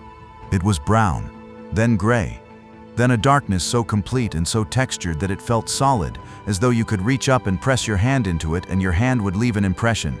The only light came from below, from the fires that still burned across the Urakami Valley in patches and ribbons and broad pulsing sheets of orange that threw shadows upward onto the smoke and made the smoke look like a ceiling painted by a hand that knew only one color and one subject. The shadows moved, the fires moved, the darkness above them held still and watched. Aiko had stopped walking. She did not remember deciding to stop. Her body had simply reached the end of its mechanical capacity. The legs that had carried her from the factory to the river and from the river south through the rubble field had used the last of whatever fuel the human body runs on when adrenaline has faded and food is a memory and water is a mouthful of ash-flavored river, and they had stopped, and she had sat down, and sitting down had become lying down, and lying down had become a state that was not sleep and not waking, but something between the two, a gray suspension in which her body rested and her mind did not. She was on open ground, a flat stretch of packed earth that might have been a schoolyard or a park or a section of road that the blast had scraped clean of everything but its foundation. Around her others had stopped too, dozens of them, scattered across the ground in postures that ranged from the fetal to the supine to the propped-up lean of bodies too exhausted to lie flat but too broken to sit upright. No one spoke, no one moved. They lay in the darkness like debris that happened to breathe, and the firelight from the valley painted them in shifting tones of amber and shadow that made them look from a distance like figures in a painting no one would ever want to hang. Her arm had begun to speak. That is the only word for it. The silence that had protected her since the factory, the merciful numbness that had walled off the nerve signals from her crushed forearm had ended, and in its place was a voice, a low, grinding, ceaseless voice that emanated from the bones of her left arm and traveled upward through her shoulder and into her jaw and behind her eyes and settled there with the permanence of something that intended to stay. It was not sharp. It was not the sudden electric pain of a cut or a blow. It was deeper than that, older, structural, the kind of pain that does not announce an injury but narrates one, a continuous droning account of damage that has already been done and cannot be undone, delivered in a register so low that it became indistinguishable from the body itself, as though the pain were not a symptom but a new organ, installed without consent, functional without purpose. She cradled the arm. She had nothing to splint it with. She had torn a strip from her work smock earlier, hours ago, a lifetime ago, and wrapped it around the forearm in a crude binding that held the bones approximately in place. But the swelling had continued beneath the cloth, and the binding was now too tight, and the fingers of her left hand had turned a color she could not see in the darkness but could feel. Cool, thick, wrong. She needed a doctor. She knew this the way you know the name of a city you have never visited. As a fact, without experience, without practical application. She needed a doctor, but the hospital was somewhere behind her in the burning valley, and the burning valley was not a place her body could return to, and even if it could, she had seen enough of the stream of injured to understand that a crushed forearm was not the kind of wound that would move her to the front of any line. She closed her eyes. The darkness behind her eyelids was the same as the darkness in front of them. The firelight pulsed against both. She heard the sounds of the night, the crackle of distant fires, the low murmur of voices that rose and fell without forming words, the occasional sharp cry that erupted from somewhere in the darkness and then stopped, cut off by exhaustion or unconsciousness or the simple inability of the human voice to sustain a sound that has no audience and no answer. And beneath all of these sounds, underneath them, running through the night like an underground river, was a new sound, a sound that had not been present during the afternoon, a sound that was soft and irregular, and for the first few seconds, almost pleasant. Rain. It was not rain. She knew this almost immediately, even before she felt it on her skin. Because rain does not fall warm. Rain does not fall heavy and slow and oily. Rain does not leave marks where it lands. Dark spots on fabric, dark streaks on skin that do not fade when you wipe them. This was something else. This was the sky returning what the bomb had sent up, the vaporized city, the ash, the soot, the particulate remains of 70,000 lives and 100,000 structures and everything they had contained. All of it mixed with moisture in the upper atmosphere and condensed into droplets that fell back to Earth carrying the residue of annihilation. It was black. In the firelight, where you could see it, the rain was black. It fell in streaks that looked like ink drawn across the air by a brush that never lifted, and where it landed on skin, on cloth, on the open mouths of people who tilted their heads back and drank because thirst had made them incapable of refusing any liquid that fell from any sky, it left marks. Dark, sticky, indelible marks that would not wash off because they were not stains. They were deposits, radioactive deposits, though no one in Nagasaki knew that word yet, and would not know it for days, and would not understand what it meant for months, and would not fully comprehend its consequences for years. Aiko felt the rain on her face. She felt it on her right hand, on the bare skin of her arm, on the fabric of her smock. It was warm. It was heavy.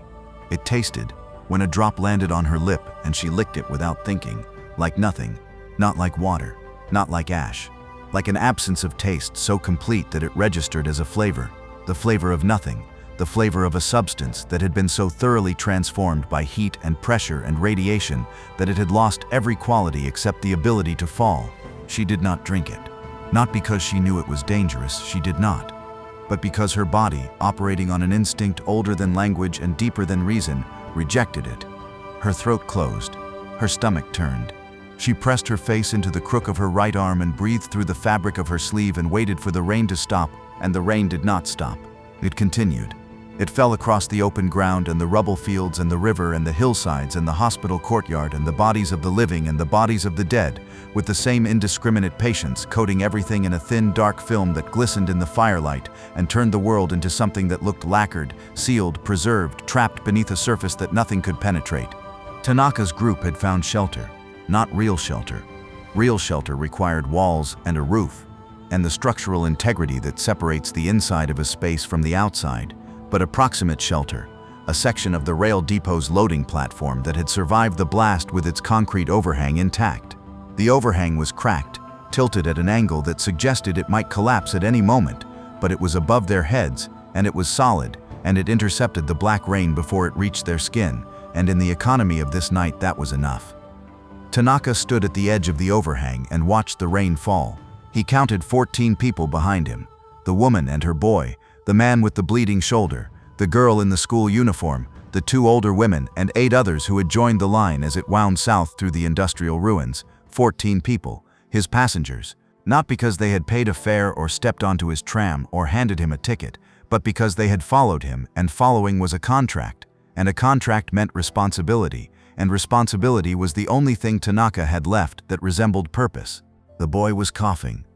A thin, wet cough that came in fits and left him gasping, his small body curling inward with each spasm as though trying to fold itself into a shape that would not hurt. His mother held him. She held him the way mothers hold children, who are sick in ways they cannot fix. Tight, still, with a fierceness that is not protection but refusal, the physical expression of the word no, directed at the universe itself.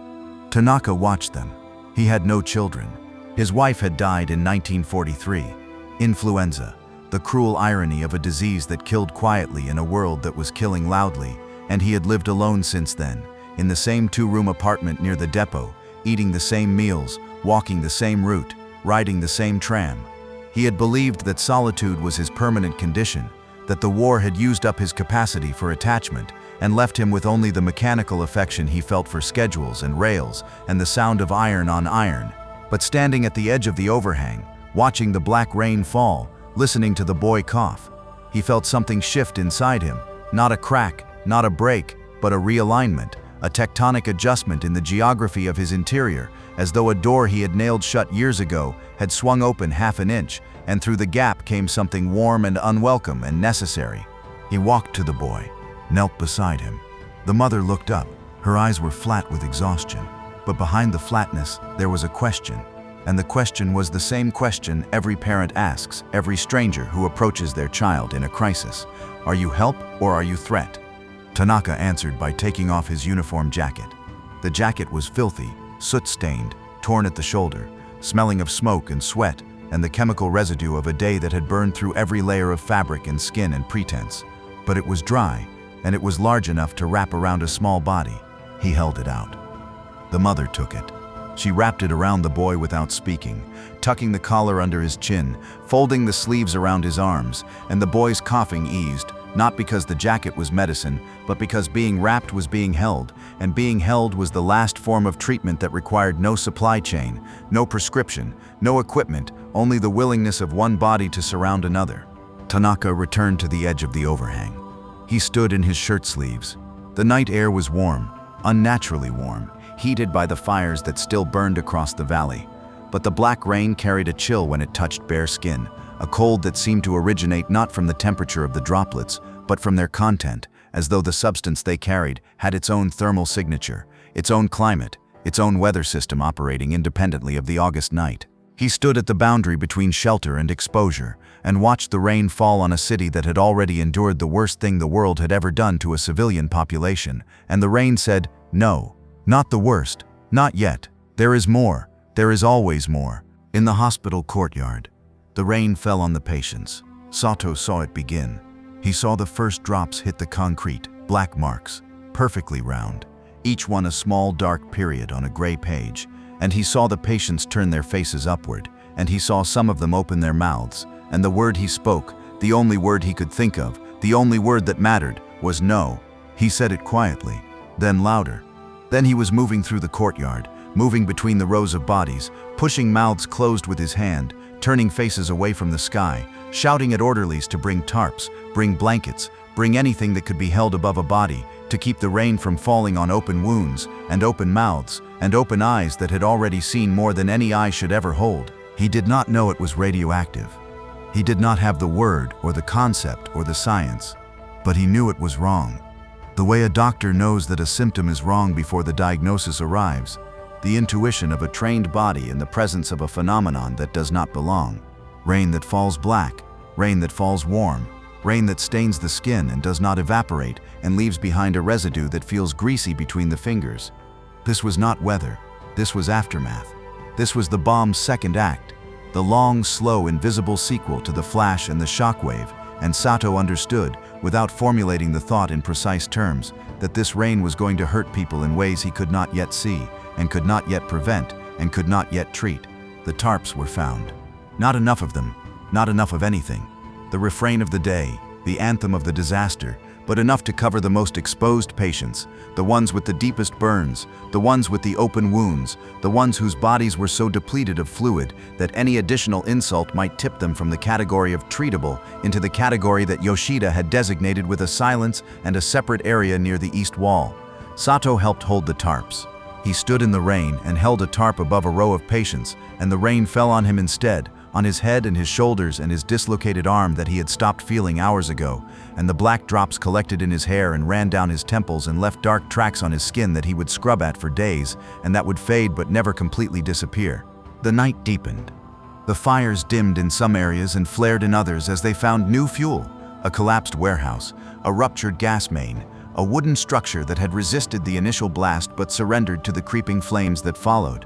The column above the valley had spread into a broad, diffuse cloud that covered the sky from horizon to horizon, blocking the stars, blocking the moon, turning the night into a sealed chamber illuminated only by the fires below. The temperature did not drop. The humidity did not break. The air remained hot and thick and saturated with particulate matter that turned every breath into an act of ingestion. You breathed the city. You swallowed the city. The city entered your lungs and settled in the tissue and began its slow, invisible work. And then the second disaster began. Not the rain. The rain was part of it, but not the center. The center was the bodies that had seemed intact. The survivors who had walked away from the blast with no visible wounds, no burns, no fractures, no lacerations, the ones who had been far enough from the hypocenter to escape the thermal pulse and the shockwave but close enough to be bathed in the radiation that the bomb released in its first microsecond of existence. These survivors had walked and talked, and helped others and drank water and breathed air and felt for hours as though they had been spared, as though luck or geography or God had placed them in the narrow band between death and injury, the sliver of distance that separated the obliterated from the merely shaken. They felt fine, they felt grateful, they felt alive, and then they began to vomit. It started with nausea, a slow rolling sickness that built from the stomach and rose through the chest and settled in the throat like a stone that would not dissolve. Then the vomiting. Sudden, violent, emptying the stomach of whatever meager contents it held, and continuing after the contents were gone, the body heaving against itself in spasms that produced nothing but bile and pain. Then the weakness, a fatigue so profound it made the afternoon's exhaustion feel like energy, a draining of the body's reserves that left the limbs heavy and the vision blurred and the mind foggy and distant, as though the self were retreating from the body the way a tenant retreats from a house that has become uninhabitable. And then, in the worst cases, in the ones who had been closest to the invisible boundary, the bleeding, gums first, then nose, then eyes, the capillaries failing, the blood refusing to stay inside the vessels that contained it, leaking through the walls of the veins and arteries with the slow insistence of water through a cracked pipe. Sato saw it, patient after patient, people he had triaged as stable, people he had marked as ambulatory, people he had looked at and assessed and categorized as not critical, began to deteriorate. They came back to him. They sat down in the courtyard and told him, in voices that were still calm because they did not yet understand what was happening to them, that they felt sick, that their gums were bleeding, that their hair was coming out in clumps when they touched it, that they felt tired in a way that sleep could not reach. Sato examined them. He checked their pupils. He pressed their abdomens.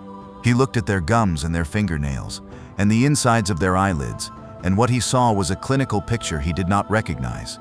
No infection, no toxin, no known pathology that matched the constellation of symptoms presenting simultaneously in dozens of people who had no common injury and no common exposure except their proximity to whatever had happened at 11-2. He did not know the word radiation. He did not know that the invisible energy released by the bomb had passed through their bodies like light through glass, shattering the molecular structure of their cells, disrupting the mechanisms of DNA replication, killing the bone marrow that produced the blood cells that fought infection and sealed wounds and carried oxygen to the tissues that kept the body alive. He did not know any of this. He knew only that people who had been standing in his courtyard hours ago with clear eyes and strong voices were now lying on the ground with blood on their lips and hair in their hands, and a look in their eyes that he recognized from the cancer ward, the look of a body that has begun to betray itself from the inside out, silently, systematically, with a thoroughness that no external wound could match. He could not treat it. He could not name it. He could not explain it to the patients who asked him what was wrong, who looked at him with the trust that patients give to doctors, even when the doctor's knowledge has reached its absolute limit, and the space beyond that limit is filled with nothing but darkness and the sound of his own pulse. He said the only thing a doctor can say when the medicine runs out and the science falls silent and the body he has spent his life studying presents him with a riddle he cannot solve. Rest, he said. Drink water. Rest. It was not enough. It was not treatment. It was the verbal equivalent of the tarp he held above the patients in the rain, a covering, a gesture, a thin barrier between the vulnerable and the incomprehensible that kept nothing out but the appearance of helplessness. The night wore on. The black rain slowed, then stopped, leaving behind a city coated in its residue, dark, slick, toxic, unmarked by any label or warning. The fires continued to burn.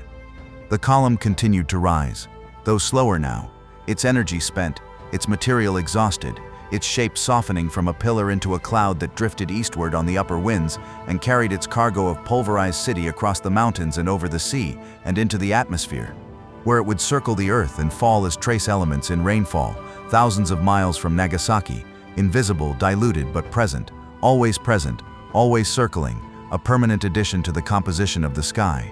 In the darkness beneath the depot overhang, the boy had stopped coughing. He was asleep. Tanaka's jacket rose and fell with his breathing, and the motion was so small, so ordinary, so heartbreakingly normal, that Tanaka had to look away because looking at it too long made the door inside him swing wider, and behind the door was everything he had refused to feel since his wife's death, and feeling it now in this place, in this night, surrounded by the ruins of a city he had loved without ever saying so, would finish him. He looked instead at the rain-slicked ground beyond the overhang. The black marks were everywhere, on the concrete, on the rubble, on the exposed skin of the people sleeping around him. Small, dark, perfect circles, like periods at the end of sentences that had not been written yet, sentences that would take years to complete, sentences whose final words would be spoken in hospital wards and memorial halls and courtrooms and history books by people who were, at this moment, lying on the ground in a ruined city, wearing the rain on their skin like a language they could not read. The night held its breath. The fires whispered. And somewhere in the Urakami Valley, beneath the ash and the silence and the black residue of the skies weeping, a clock still pointed at 11:2, its hands frozen, its face dark, its mechanism stopped by a force that had stopped everything, time, light, sound, life, and replaced them with a single, endless, unfinished moment that would never tick forward. The second sun had set. But its light was still falling. Morning came like an apology that knew it was not enough. The light did not arrive all at once. It filtered through the ash canopy in stages. Gray, then pale yellow, then a washed-out white that had none of the strength or clarity of an August sun and all of the exhaustion of a world that had been awake too long. The shadows retreated slowly from the valley floor, pulling back toward the hills like a tide that was reluctant to reveal what it had covered.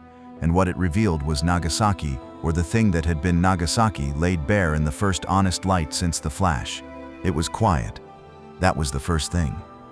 The fires had burned through the night and consumed what they could reach, and now most of them had subsided into smoldering, low, patient, heatless flames that licked at the stumps of wooden structures and sent thin threads of smoke into an air that was already more smoke than atmosphere.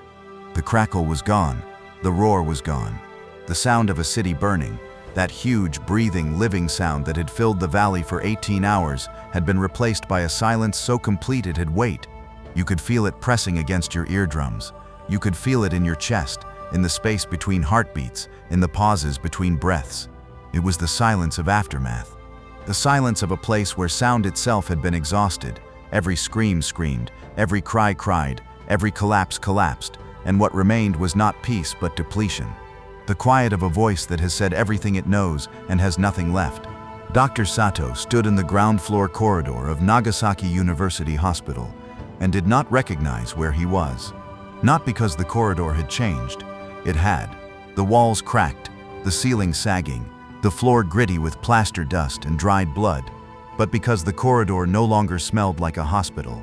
It smelled like outside. It smelled like ash and scorched earth and the chemical sweetness of things that should not burn but had burned anyway. And the iodine, the antiseptic, the clean, sharp scent that had defined this space for as long as he had worked here, gone, replaced. Overwritten by the smell of the city that had forced its way through the broken windows and the cracked walls and taken up residence inside the building, as though the distinction between interior and exterior, between shelter and exposure, between the place where you treat the wounded and the place where the wounding happens, had been erased. And it had been erased. The hospital was not a hospital anymore. It was a building with patients in it. The difference was everything. His hands were still. He stood in the corridor and looked at them. Both hands held at waist height, palms up, and they were still. They had not been still in 20 hours. They had wrapped burns, and set bones, and pressed wounds, and held dying men's hands, and pushed black rain off sleeping faces, and carried water and torn bandages, and administered the last 2 ampules of morphine to a woman whose legs had been crushed beneath a concrete slab, and a child whose burns covered 60% of his body, and the choice between them, the woman or the child, the morphine for her, or the morphine for him, had been the moment that broke something inside Saito that he knew would never be repaired. He had chosen the child. He had chosen the child because the child was smaller and the pain was proportionally larger, and because the sound the child made was a sound that entered Saito's skull through his ears and exited through a place that was not physical, a place where the doctor ends and the human being begins, the border that medical training builds and medical practice eventually demolishes. He had given the child the morphine. The woman had watched him do it. She had not protested.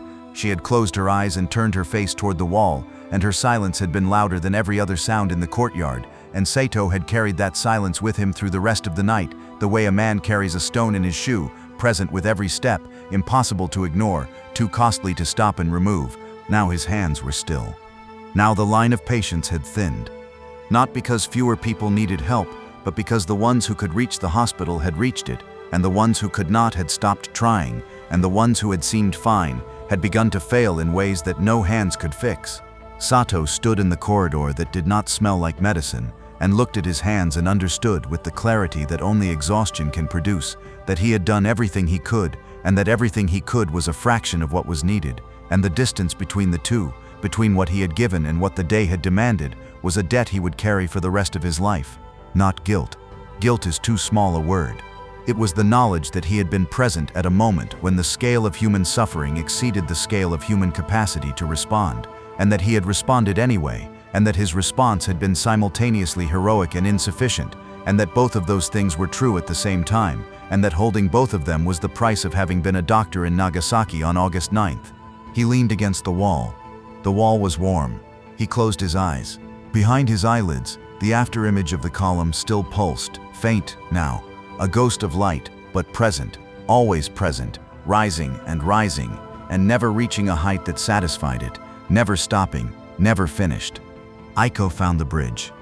She had been walking since first light, slowly, painfully, her broken arm bound against her chest, her body operating on reserves that should have been depleted hours ago, but that the human organism, in its blind and stubborn refusal to stop, continued to manufacture from sources no textbook could identify. She had walked south from the open ground where she had spent the night, following the river because the river was the only constant, the only feature of the landscape that behaved the way it had always behaved. It moved, it reflected, it made the small persistent sound of water over stone, that was the same sound it had made before the bomb and would make after the bomb, and would make 1,000 years from now when the bomb was a paragraph in a book that children would read without understanding. The bridge was the Ohashi. She recognized it, not by its shape. The shape had changed, the railings gone, the surface cracked, one support visibly shifted, but by its position. It crossed the Urakami at the point where the river bent west toward the harbor, and that bend was still there, still making the same curve it had made since the river was a river, and the bend told her where she was. She was in Nagasaki. She was in her city. The city was destroyed, and the bridge was damaged, and the streets that had led to the bridge were gone, and the buildings that had lined those streets were rubble, and the people who had lived in those buildings were dead or missing or walking the same dazed, silent route she was walking. But the bend in the river was the same, and the bridge was still standing, and standing on the bridge she could see, to the south, a section of the harbor district that was still intact, not untouched. The windows were shattered, the rooftops scarred, the streets littered with debris that had traveled from the Urakami Valley on the shockwave like seeds carried by a wind that planted only ruin, but intact. Walls standing, roofs in place, the geometry of a city still legible in the arrangement of structures that had survived because the hills between them and the hypocenter had absorbed enough of the blast to spare them the fate of everything on the other side. She stood on the bridge and looked south, and felt something she had not felt since 1102. She did not have a name for it. It was not hope. Hope requires a future, and she could not see a future, could not imagine one, could not construct even the vaguest outline of a life beyond this moment. It was not relief. Relief requires the end of suffering, and her arm was broken and her friend was dead, and the black rain had marked her skin with stains she could not wash away, and her lungs ached with every breath. It was something smaller than hope and more durable than relief. It was recognition, the recognition that the world had not ended, the recognition that the city, her city, the city where she had been born and raised and educated and mobilized and broken, was still here, wounded, unrecognizable, poisoned by a weapon that no one could name and no one could understand and no one could protect against, but here, still a place on a map, still a bend in a river, still a bridge that a 17-year-old girl with a broken arm could stand on and look south and see, through the haze and the ash and the residue of the worst thing human beings had ever done to other human beings, something that was still standing. She did not cry. She had not cried since the factory. She would not cry for weeks, not until the arm had been set and the infection had been fought, and the first of the memorial lists had been posted on the walls of the temporary shelters, and she had found Fumiko's name on the list, printed in characters that were neat and official and utterly inadequate to describe the girl with crooked teeth who had been the fastest hands on the line and who had made Aiko snort rice through her nose on the last morning of the world. She would cry then. She would cry for a long time. But standing on the Ohashi Bridge on the morning of August 10th, she was beyond tears. She was in the territory that exists on the other side of grief, the flat, dry, featureless plain where the body has used up its supply of emotional response and operates instead on the simple, mechanical imperative to continue, to breathe, to walk, to stand on a bridge and look at a city and accept that the city is real, and that she is real, and that the distance between the two, between the girl she had been and the woman she was becoming, was measured not in years but in a single flash of light that had divided her life into before and after, with the precision of a blade that cuts so cleanly you do not feel the wound until you try to move. Tanaka heard the whistle. He heard it the way you hear a sound in a dream. Clear, specific, unmistakable, but originating from a source that does not exist in the physical world. The tram whistle. The two-note signal that meant the platform was clear, that the doors were closing, that the car was about to move. He heard it standing on the remnants of the loading platform at the depot, looking out over a rail yard that had been transformed overnight from a place of order and purpose into a junkyard of twisted metal and shattered concrete.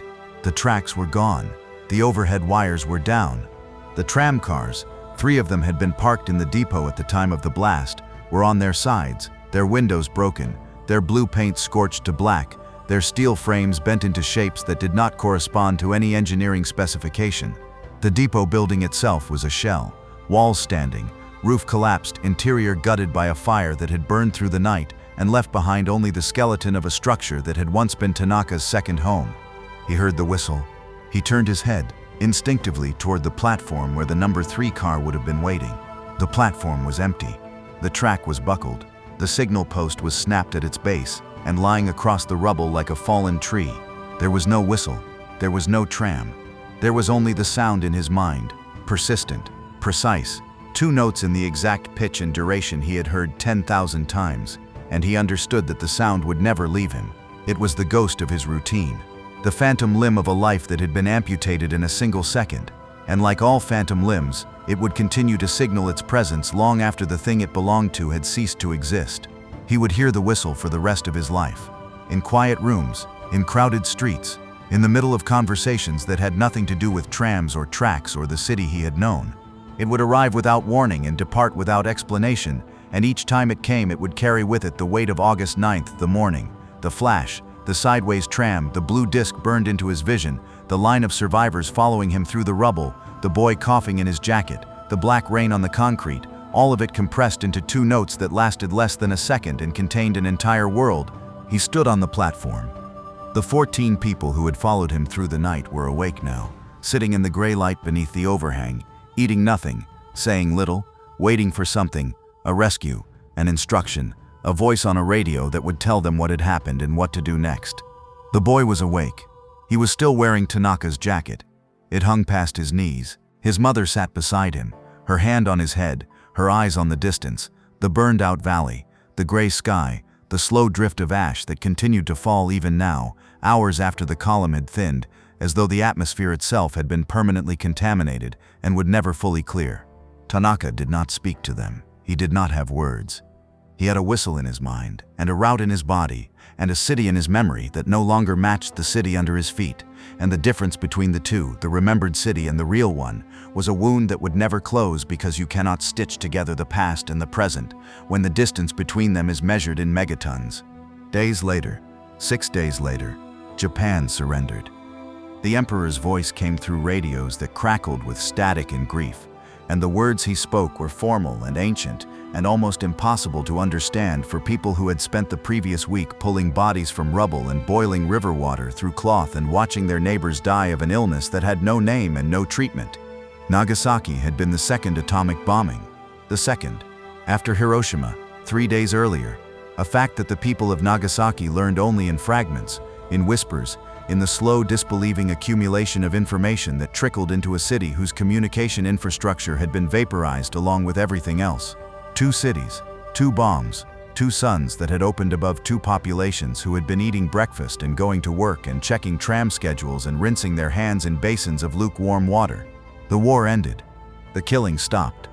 The documents were signed in a bay aboard a battleship, and the photographs were taken, and the history was written, and the paragraphs were composed in language that was measured and precise, and utterly incapable of containing the reality of what had happened on the ground, in the valleys, in the wards, on the bridges, in the bodies of the people who survived and would carry the evidence of their survival in their skin, in their blood, in their bones, in their children's bones for generations.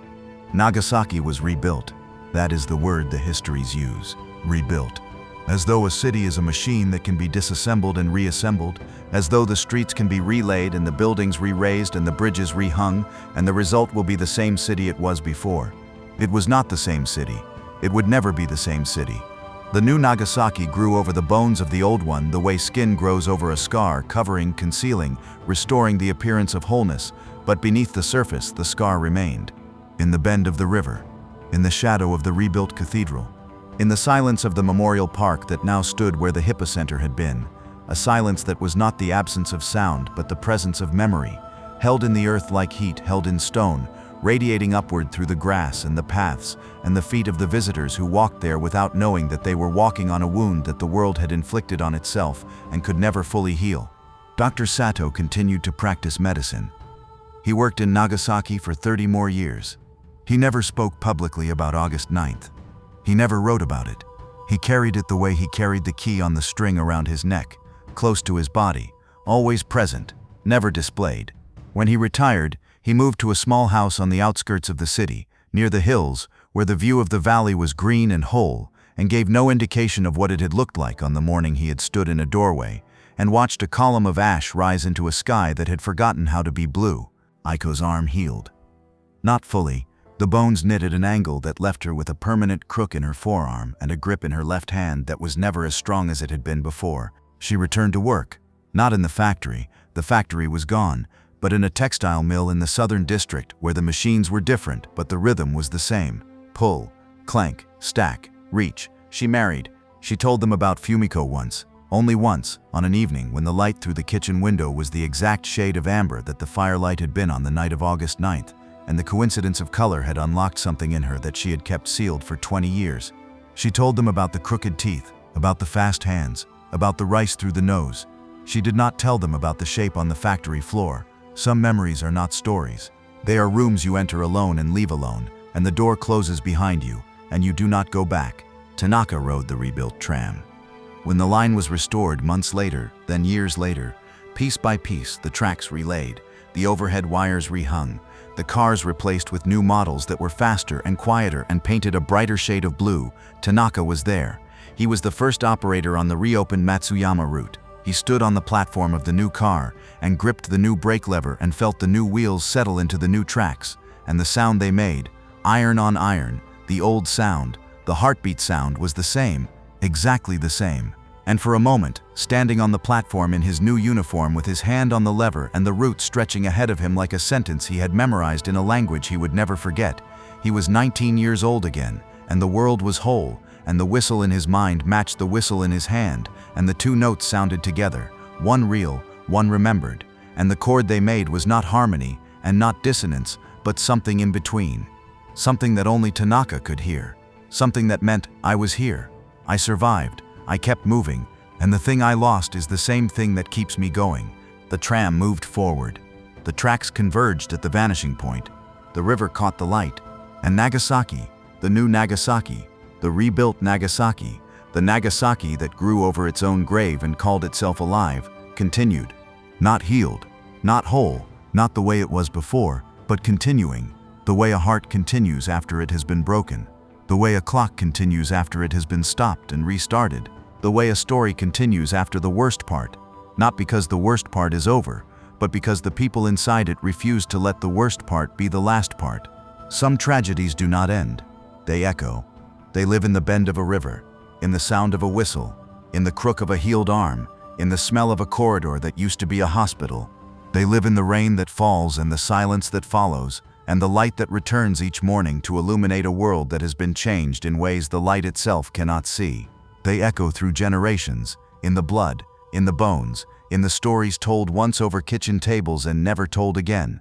They echo in the space between what happened and what is remembered, between the flash and the shadow, between the first sun and the second. At 11:02, the sky opened twice, and the echo has not stopped.